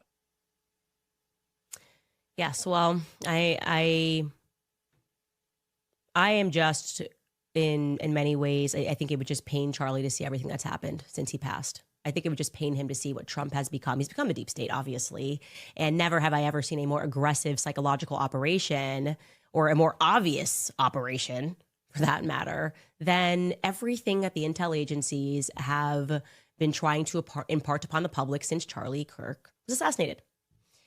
Until, I should say, and relatedly, I saw what happened after we brought up Mitch. So is it taken out of context when she just said, when it's obvious Trump has become deep state? Am I just supposed to ignore that? And this, she didn't mean that. Well, one, listen, for the record, I agree with everything Charlie Kirk said there. Absolutely. But I guess we'll just ignore what she said, apparently. Bren comes and fires out. What am I missing here? Accuse a murdered man's widow and best friends of being political assassins for months. Totally fine. Someone posts a clip of you saying Daily Wire, attacked. And this is referencing Candace. Owens says, this is my old podcast. Legally, Ben Shapiro still owns the rights to it. So he is using it, share a compilation of me defending myself against their repeat attacks against me over the last 2 years. This is real life. The Daily Wire using my old podcast against me. Kind of hilarious. I wish I would have actually. No, I don't think. No, I didn't have that clip for you guys. That's a funny one. If somebody has it, you can drop it in the chat. Patriot Dad EV 2.0 says, wait a minute. Is this diligent denizen who I can't tag because he blocked me complaining about being blocked? If blocking is a question of credibility, well, so this is interesting right here. Diligent says, like a leftist, Bongino had a block list ready to go as soon as he quit the FBI and failed delivering on Epstein. LOL. Truth is the new clout. Your credibility is cooked. And it shows Dan Bongino has blocked you. And so what Patriot Dad's saying, well, Diligent saying if you blocked, you lost. Well, that's pretty interesting because let's click on that. Oh, why can't I? Because Diligent blocked me too. Now, granted, I returned the block because when big accounts blocking, Diligent has a big account, it affects your algorithm. So I served it right back to him because I have a big account as well. But for the record, he put the block out there first. So according to his own theory, that's a leftist move. So I guess I was right about him as well. You got Even Kilgore. Now, this guy was hardcore simp retard for Candace. And he says, Candace Owens fans are mostly delusional and likely under a spell. I'm fully convinced she is running a psychological operation at this point. I'm glad I woke up. Yeah, still not going to forget all the shit that you were pushing there. But this is one of your guys' owns for those of you that still simp for Candace. And he says, that's one of your people, not ours. And then bring it back to Nathan Livingstone. Australians who purchase, this is probably out of context too. Australians who purchased tickets to see Candace Owens are still waiting for refunds after her visa was denied. And now the promoter whom Owens claimed was responsible for issuing the refunds has gone into liquidation. Immigration Minister Tony Burke says, quote, As soon as the decision was made, I said, I hope she has a good refund policy. Candace Owens has even treated her own supporters with contempt. They are the latest addition to a long list of people her business model manages to offend. Promoter behind U.S. right-winger Candace Owens blocked Australia tour goes into liquidation. Wonder if those people will ever get their money back. And then we'll wrap up the Candace section with this to kind of explain where I think some things are going. Like I said, we'll talk about this more at length tomorrow on DEFCON 0. And that's going to be on Badlands on Rumble X and YouTube. And that's at 10:30 p.m. Eastern. So again, search out Badlands Media on any of those platforms to catch that show with me and Josh. Most popular Tuesday night show. Kind of excited about that. And let me just play this for you guys. It's only about 40 seconds. They're hunting us for sport. All of us. Tucker, they're hunting you. If they could get Shapiro, they would get Shapiro. If they could get Walsh, they could get Walsh. If they could get Candace, they could get Candace.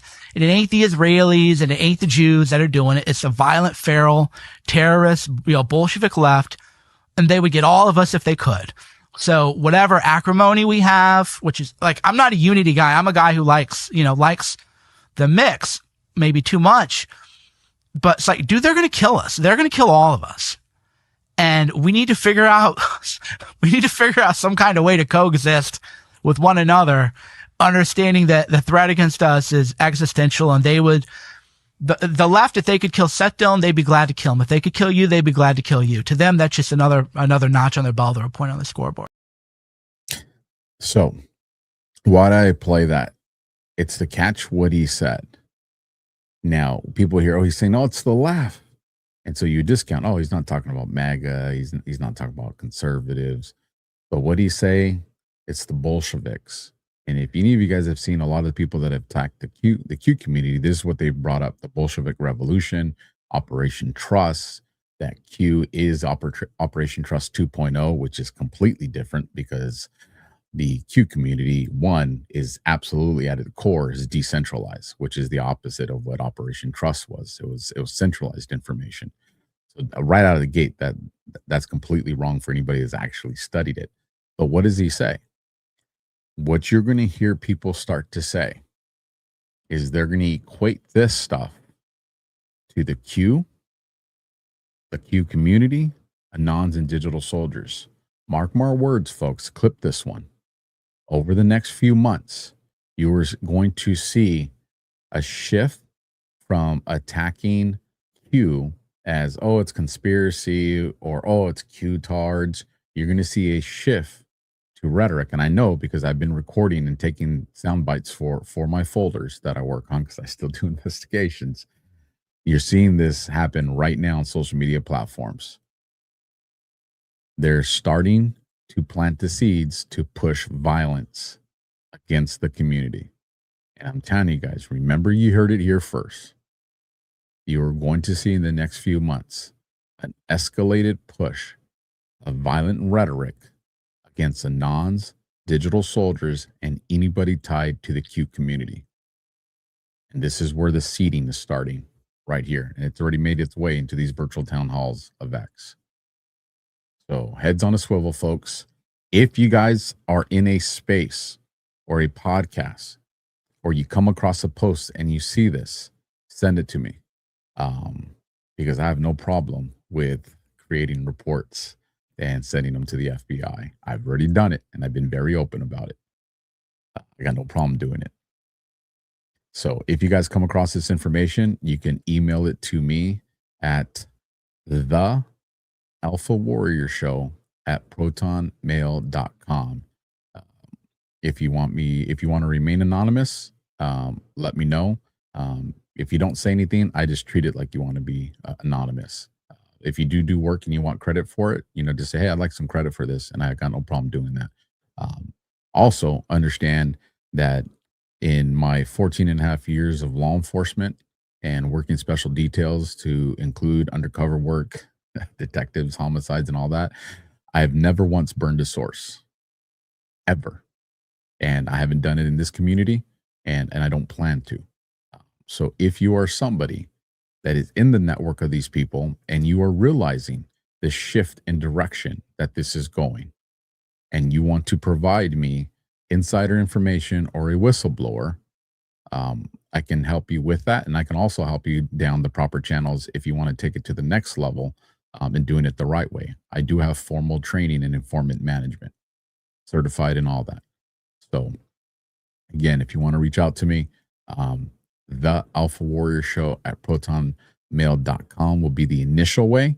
And then depending on how that goes, our communication channels will obviously change into something that's more safer and protected.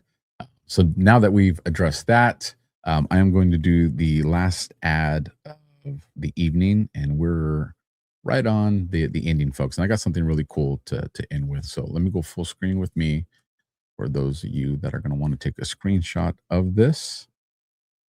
And here we go.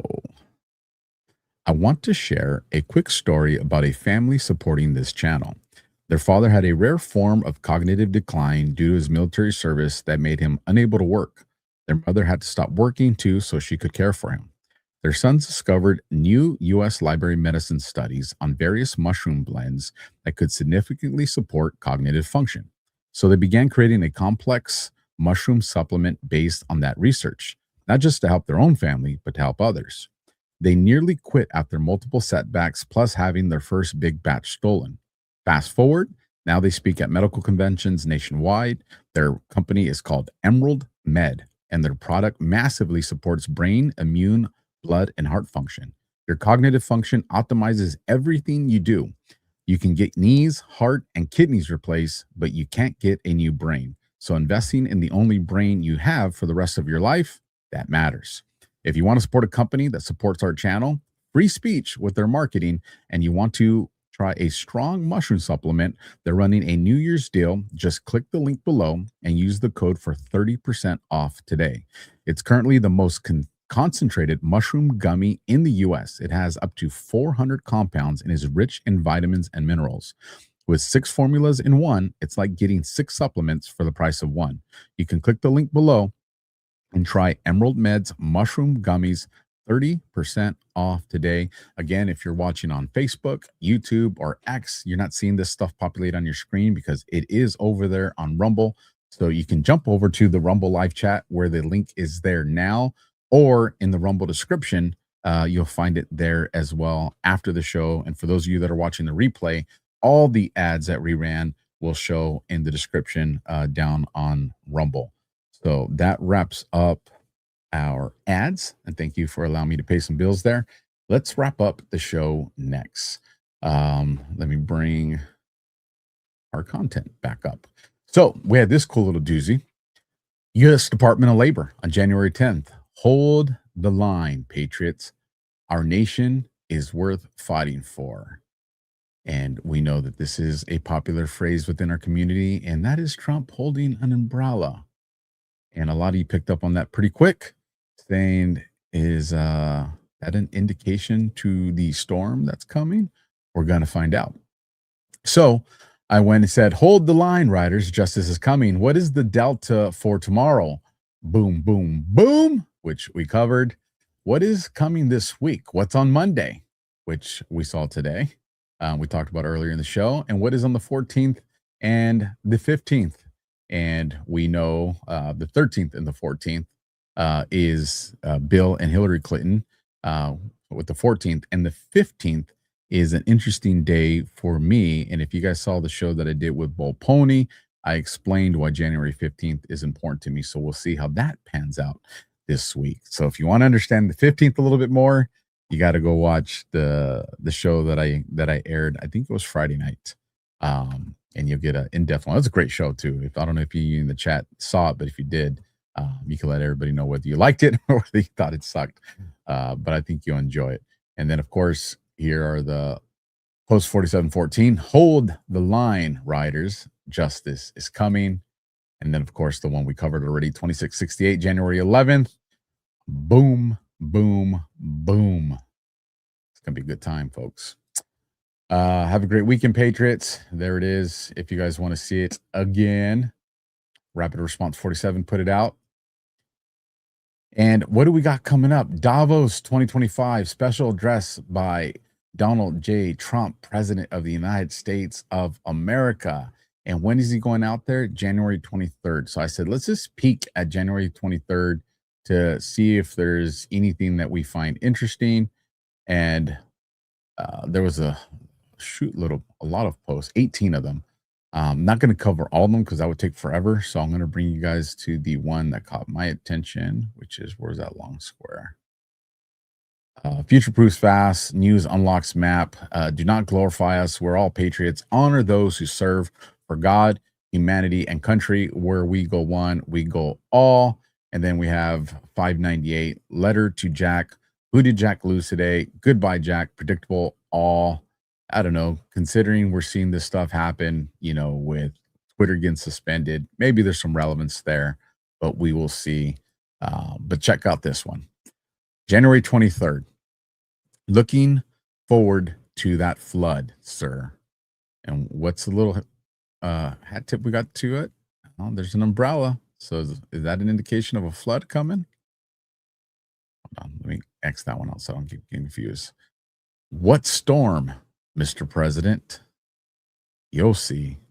POTUS. I'm telling you, folks, it's looking good. We also have this one from January 23rd, 3784. When did the investigation really begin? Now, this kind of goes into the Epstein conversation. I'm going to do a real quick back of the book version for those. If you're new to the channel, thank you. Welcome for being here. Please like, share, and subscribe. The content is free no matter what platform you're watching on. Back in February or March, I had put out, and the posts are still there for those that want to see it for their own eyes, that I go Trump, and I said it on podcasts as well. I said Trump is going to be making everybody beg for the Epstein files. He's going to make the left, he's going to make anti-MAGA, he's going to make them beg for the Epstein files, and he's going to walk them right into a trap. And then when we started getting into that point, we're Massey and MTG, they started meeting with these women, they had the signs, all this, you had the diligence and all these other people that were trying to undermine the support for President Trump. You had the people that are, I've always been MAGA, I'm just questioning the president. But you go through the last 2 to 3 years of history on their social profiles, and there's never once them saying anything good about the president. It's always just a quote unquote questioning. As we started to identify all these operatives, one of the things that I had said is, and they would lie. You want to talk about taking things out of context. When Trump put out that Truth Social post about the Democratic hoax into the Epstein investigation, what did the diligence and all these people turn around and say? Oh, Trump's saying that the Epstein stuff is fake. Yeah. Oh, how can he say that these women's stories are fake? And he never once said that the victim stories were fake, ever. He said the investigation was fake. And we know that. You had Kevin Spacey, you had Stephen King, you had all these people that we have a strong indication, that allegedly they're in these Epstein files, and they're the ones demanding it all of a sudden. And why was that? Because we knew the deep state had compromised that investigation. Fast forward, that takes us to the memo that came out that had the DOJ's logo and the FBI's logo, didn't have a date, didn't have a signature. And this created, look, they're saying the investigation's done. And there was 2 things that caught my attention. I know this is repeat for some of you guys, but it's important for those that are just capturing this show for the first time. I said on page 1 of that memo, it said, because the author or authors of this memo clearly showed that they had the understanding of 2 distinct differences. In that first page, they said, after a systemic review of the Epstein investigation, they didn't see anything that showed any further co-conspirators. Now, why is that important? Because on the first or second sentence of the second page, this is where Kash Patel and Dan Bongino said, after an investigation into Epstein's death, yes, he committed suicide. Now, why is that important? Because, like I said, the authors are showing the distinct difference in their understanding on what a systemic review is versus an investigation. What are you saying, Alpha? This is what I'm saying. When I saw that, and I had already been saying it, this was just confirmation for me that I was right about what I was saying. Is if I was the detective or the special agent that was put in charge of the Epstein case, I would never do a supplemental report to the already existing case, knowing there's perjury, knowing there's destruction of evidence, knowing there's cover-ups, knowing because why? because then when I submit this case to a jury for an indictment or whatever the case may be to go to trial, and all that's there, well, guess what? That's reasonable doubt. And everybody in that's going to walk because it's a compromised investigation. So if Pam Bondi or Trump, whoever was, came to me and said, hey, you're going to be the case agent in charge of this, I said, absolutely. But I'm going to be doing a new investigation. I'll be doing a RICO investigation, and I'll do a systemic review of the prior investigation to see if there's anything from that investigation that I can use as evidence. And what are we, and where are we finding out? When Russia, RICO investigation. And then later on I said, okay, now I'm hearing there's multiple RICO cases. And then we find out that comes out public and it says there's multiple RICO cases. And what have I said all along? That this is all going to come full circle. And in the end, what you're going to see is that there is an Epstein investigation and it's a new one. So that's a long answer for this point that's here from January 23rd. When the investigation really began, that new investigation into Epstein started right after whatever day one was for the Russia hoax RICO investigation. And why? Because they established a criminal enterprise. And what I've been saying, and I was shout out to Harmeet Dillon because I saw she posted it. She's one of the first ones I think that posted it. Is she said continuing conspiracy doctrine or the continuing conspiracy act. That's all this. That's why I was always telling everybody, don't worry about statute of limitations because these are RICO cases. And in a RICO case with the criminal enterprise and the ongoing the continuing conspiracy doctrine, that the statute of limitations doesn't start to toll until that last case is done or until somebody in that criminal enterprise comes and says, hey, I'm formally out of it, and then their time starts to toll, none of which has happened, at least not to our knowledge. So I know that's a lot. And if you want more details on that, you just have to go watch a lot of the shows that we've done in the past. Let's see. Miss Rhea Freedom Fighter said, Alpha shirt is a signal. I don't know what you guys are talking about. I'm going to leave that alone. Let's see. And then it takes us to another one from January 23rd. And the part that I highlighted here is you didn't think this was simply about words, did you? Did you? I'm going to let that one marinate in your guys' thoughts. Promethean action again. Trump isn't going to Davos to negotiate. He's delivering terms of surrender. His team has already withdrawn from 66 globalist bodies and is tracking the money behind the domestic chaos. The real offensive is underway. And I absolutely agree with this brilliant woman on that assessment. It's too long of a video, folks, or I would show you. I would say go to Promethean Action's website. It's like I think it's like a 20-minute video. To watch that. It's a very, very, very good video. And then as we start to wrap up this show, folks, because we are at the time of closing this out.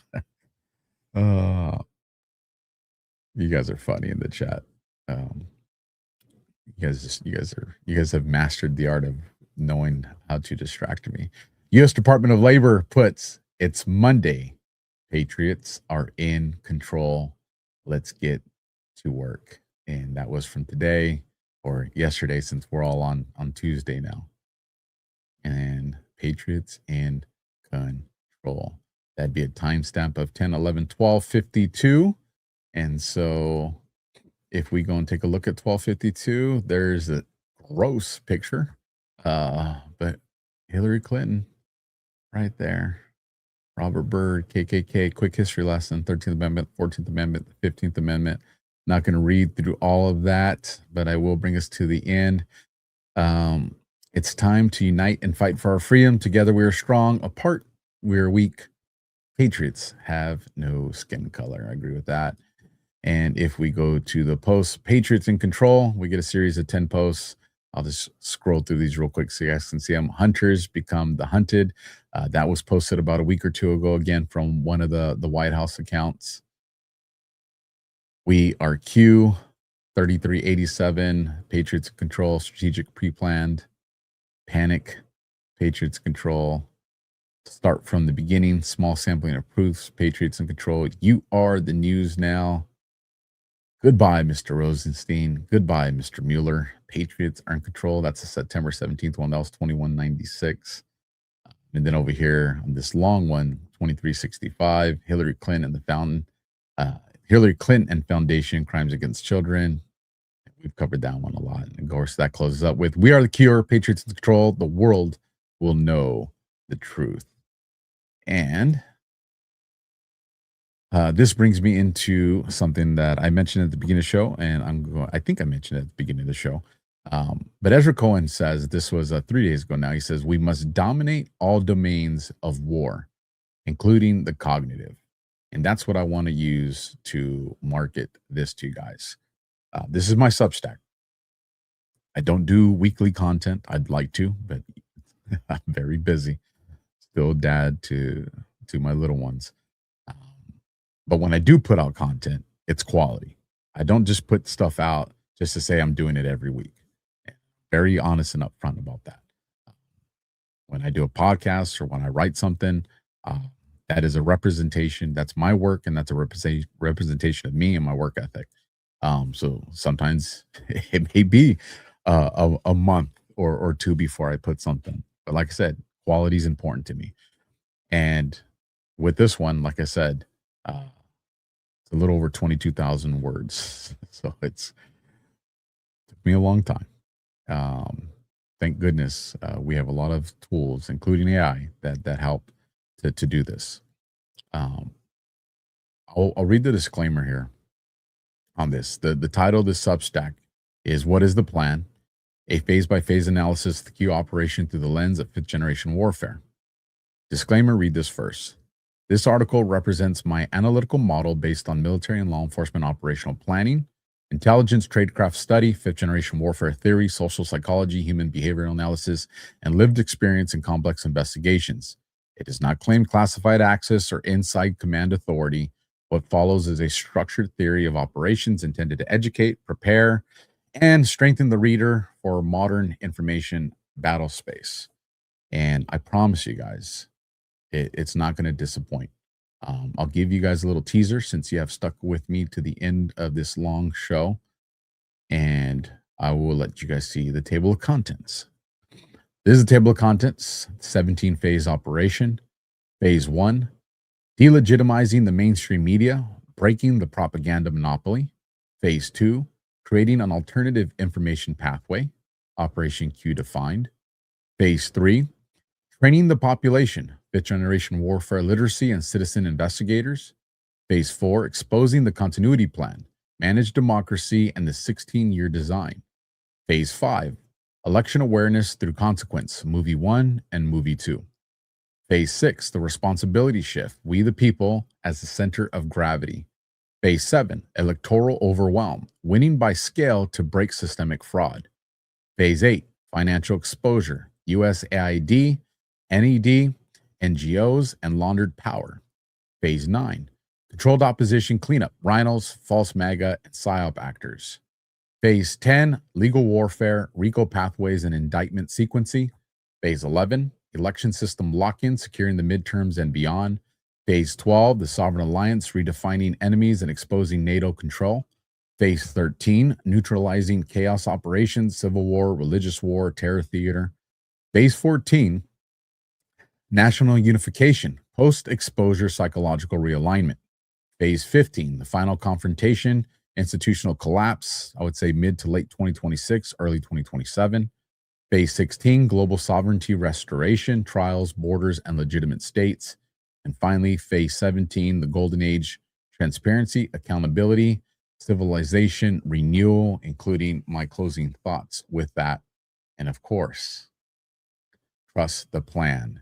Now, I know some of you will see the table of contents and you will be tempted to jump ahead to read one of the phases, especially towards what's coming. What I would say is try to exercise discipline and don't do that. Start from phase 1 and work your way there.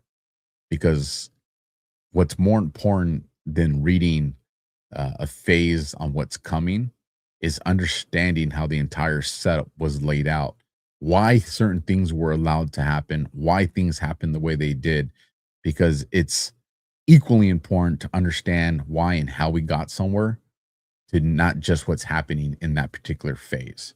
And I would just challenge you, exercise discipline and start from phase 1 and work your way through it. There's some videos in there to help supplement and, you know, break up the monotony of just reading. So if you guys can do me a solid and please share that out. I will also share that link right now in the chats for you guys. So feel free, and it's free. If I didn't tell you guys, I understand it's on my Substack, but this article is too important, so I made it free. So I just dropped it in the Rumble chat. I will drop it in the YouTube chat, and if one of you guys is watching on X, you want to drop it in the chat there for me, I would appreciate that. So with that, let's get into the end of the show. Let me bring this back up. My throat is dry. It's 2:14 in the morning. I said 3.5 hours. We're 15 minutes behind. And I just want to say shout out to you guys. Almost 2,000 people watching live on Rumble at 2 in the morning. And over 3,000 watching on the other platform. So over 5,000 people watching live. You guys, thank you. Seriously, thank you. Even the ones in the chat that we fight with, you know, the Discord, it's out of love. But thank you for showing me that my work matters. That's very important to me. And I will read the Rumble Rents before we close up the show. I won't forget about that. U.S. Department of Labor, after decades of being left behind and shut out by our government, the hardworking men and women of our nation finally have a voice in D.C. Other presidents fought for globalist interests. President Trump is fighting for you. We are going to win. And I just thought that was a tremendous way to wrap up the show tonight. With everything that's going on. This was posted yesterday. We are going to win. Again, that's 1:41 our time, so that'd be 4:41 or 16:41 military time. So let's take a look at post 4:41. Future news will unlock more of the message.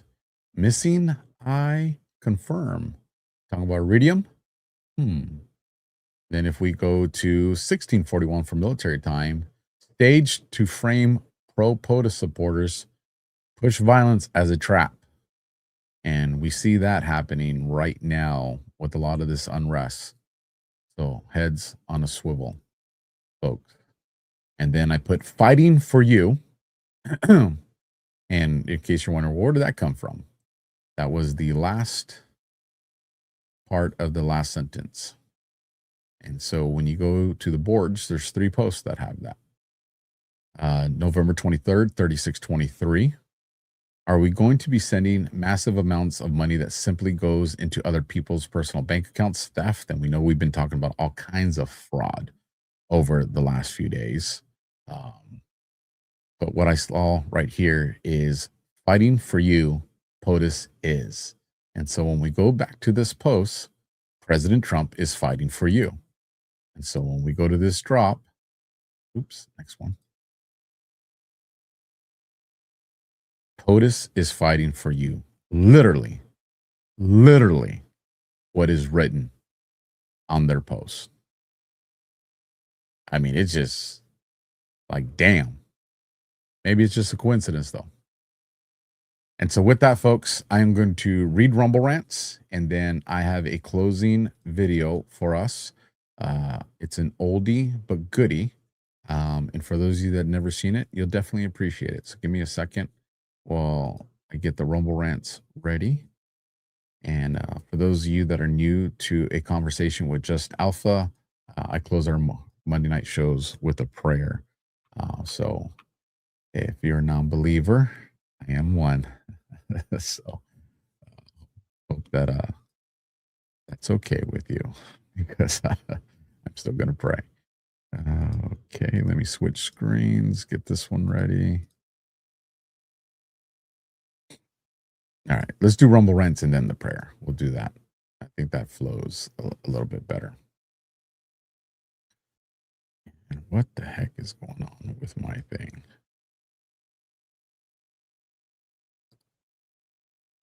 Okay, there we go. One, again, thank you to Carol and Frodo for their 2 at the beginning. So moving on, we got dollar for dollar, ZBM. We can send you actual Christmas letters. Freaking sweet. Remembering that for next year. Yes, you can. Address is down in the description. So you guys can send me letters, gifts, checks, money orders, gold, silver. Yeah, you can send me whatever you want. Definitely appreciate it. $10 from Rocco Pally. You rock, Alpha. Thanks. Thank you, Rocco. $1 from Keith O'Higgins. Forewarning when it's Keith. Alpha, give Candace some slack. A black woman and math don't always add up. Trip and smoke detectors aside, please investigate how so many blacks and women think eyeglasses are medicine. Very funny. Jesus. Oh, Keith, you want to get me canceled. $1 from Esper. I hope I said that correctly. Absolute panic by the left and the neocons over Trump's policies, statements, and his administration's actions. Very telling. Indeed, it is. Remember the names, remember the faces. $1 for dollar, coming back to Keith O'Higgins. I want to meet the FBI Melania undie drawer kickers. Keep the commando squad away by going commando. Flotus, do not mind Keith. He's got a learning disability. $10 from Rudog68. Thank you, Alpha. Australia, love your American mates. Oh, Australia. Okay, hold on. Let me try this again. Thank you, Alpha. Australia loves our American mates. I hope I didn't butcher that too bad. I can't wait to get out to Australia and have a drink. $17 coming in from Ravelin. Alpha, thanks for another marathon stream, another morale builder. Thank you for running the gamut with me, folks, especially if you guys were here from the beginning. And last one, $1 for dollar, Keith O'Higgins. Patriots in control has 17 letters. Coincidence or signal? No shit. Let's see. 1, 2, 3, 4, 5, 6, 7, 8, 9, 10, 11, 12, 13, 14, 15, 16, 17. Nice catch, Keith. That one got past me. Nice freaking catch. Imagine that. All right, let me unzoom all this real quick so I can see you guys in the live chat regular again.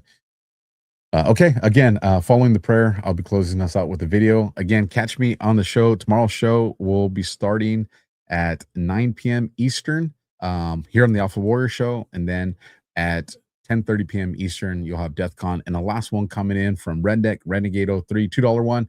Happy birthday, Callie. Callie, is this your birthday? No way. Are you guys just teasing Callie, or is it really Callie's birthday?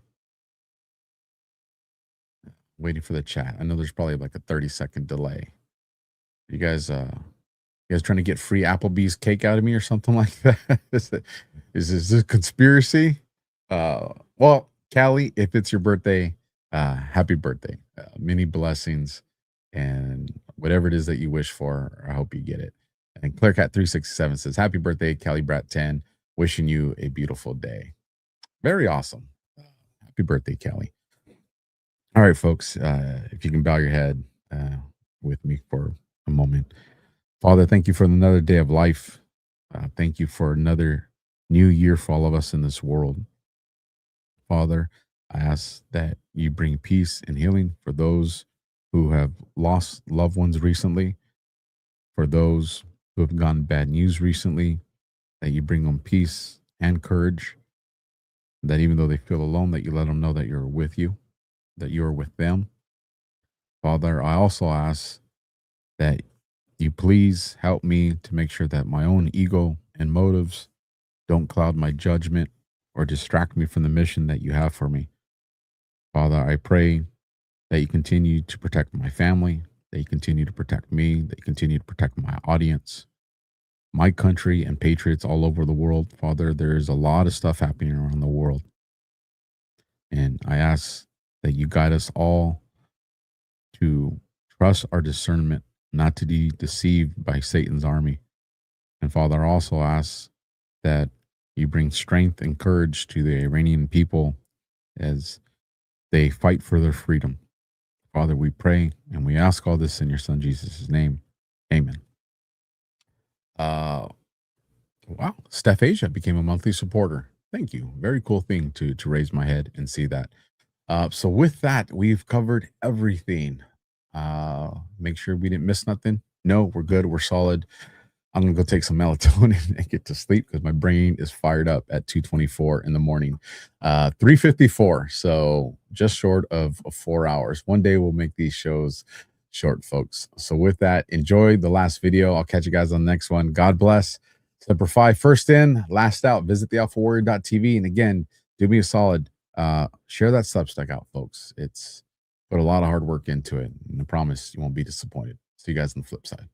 Our movement is about replacing a failed and corrupt political establishment with a new government controlled by you, the American people. The Washington establishment and the financial and media corporations that fund it exist for only one reason: to protect and enrich itself. The establishment has trillions of dollars at stake in this election. For those who control the levers of power in Washington and for the global special interest, they partner with these people that don't have your good in mind.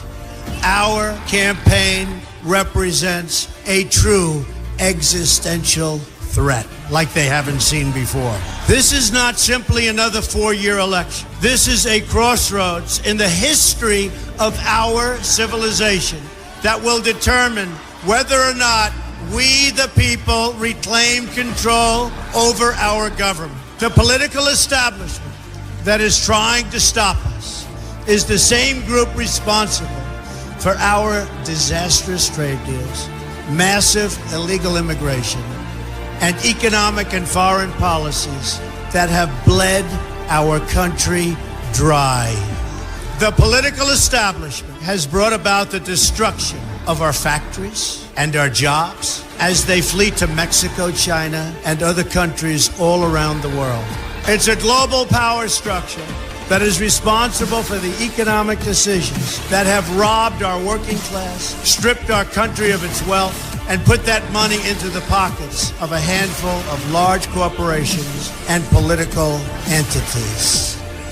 This is a struggle for the survival of our nation, and this will be our last chance to save it. This election will determine whether we're a free nation or whether we have only the illusion of democracy, but are in fact controlled by a small handful of global special interests rigging the system, and our system is rigged. This is reality. You know it, they know it, I know it, and pretty much the whole world knows it. The Clinton machine is at the center of this power structure.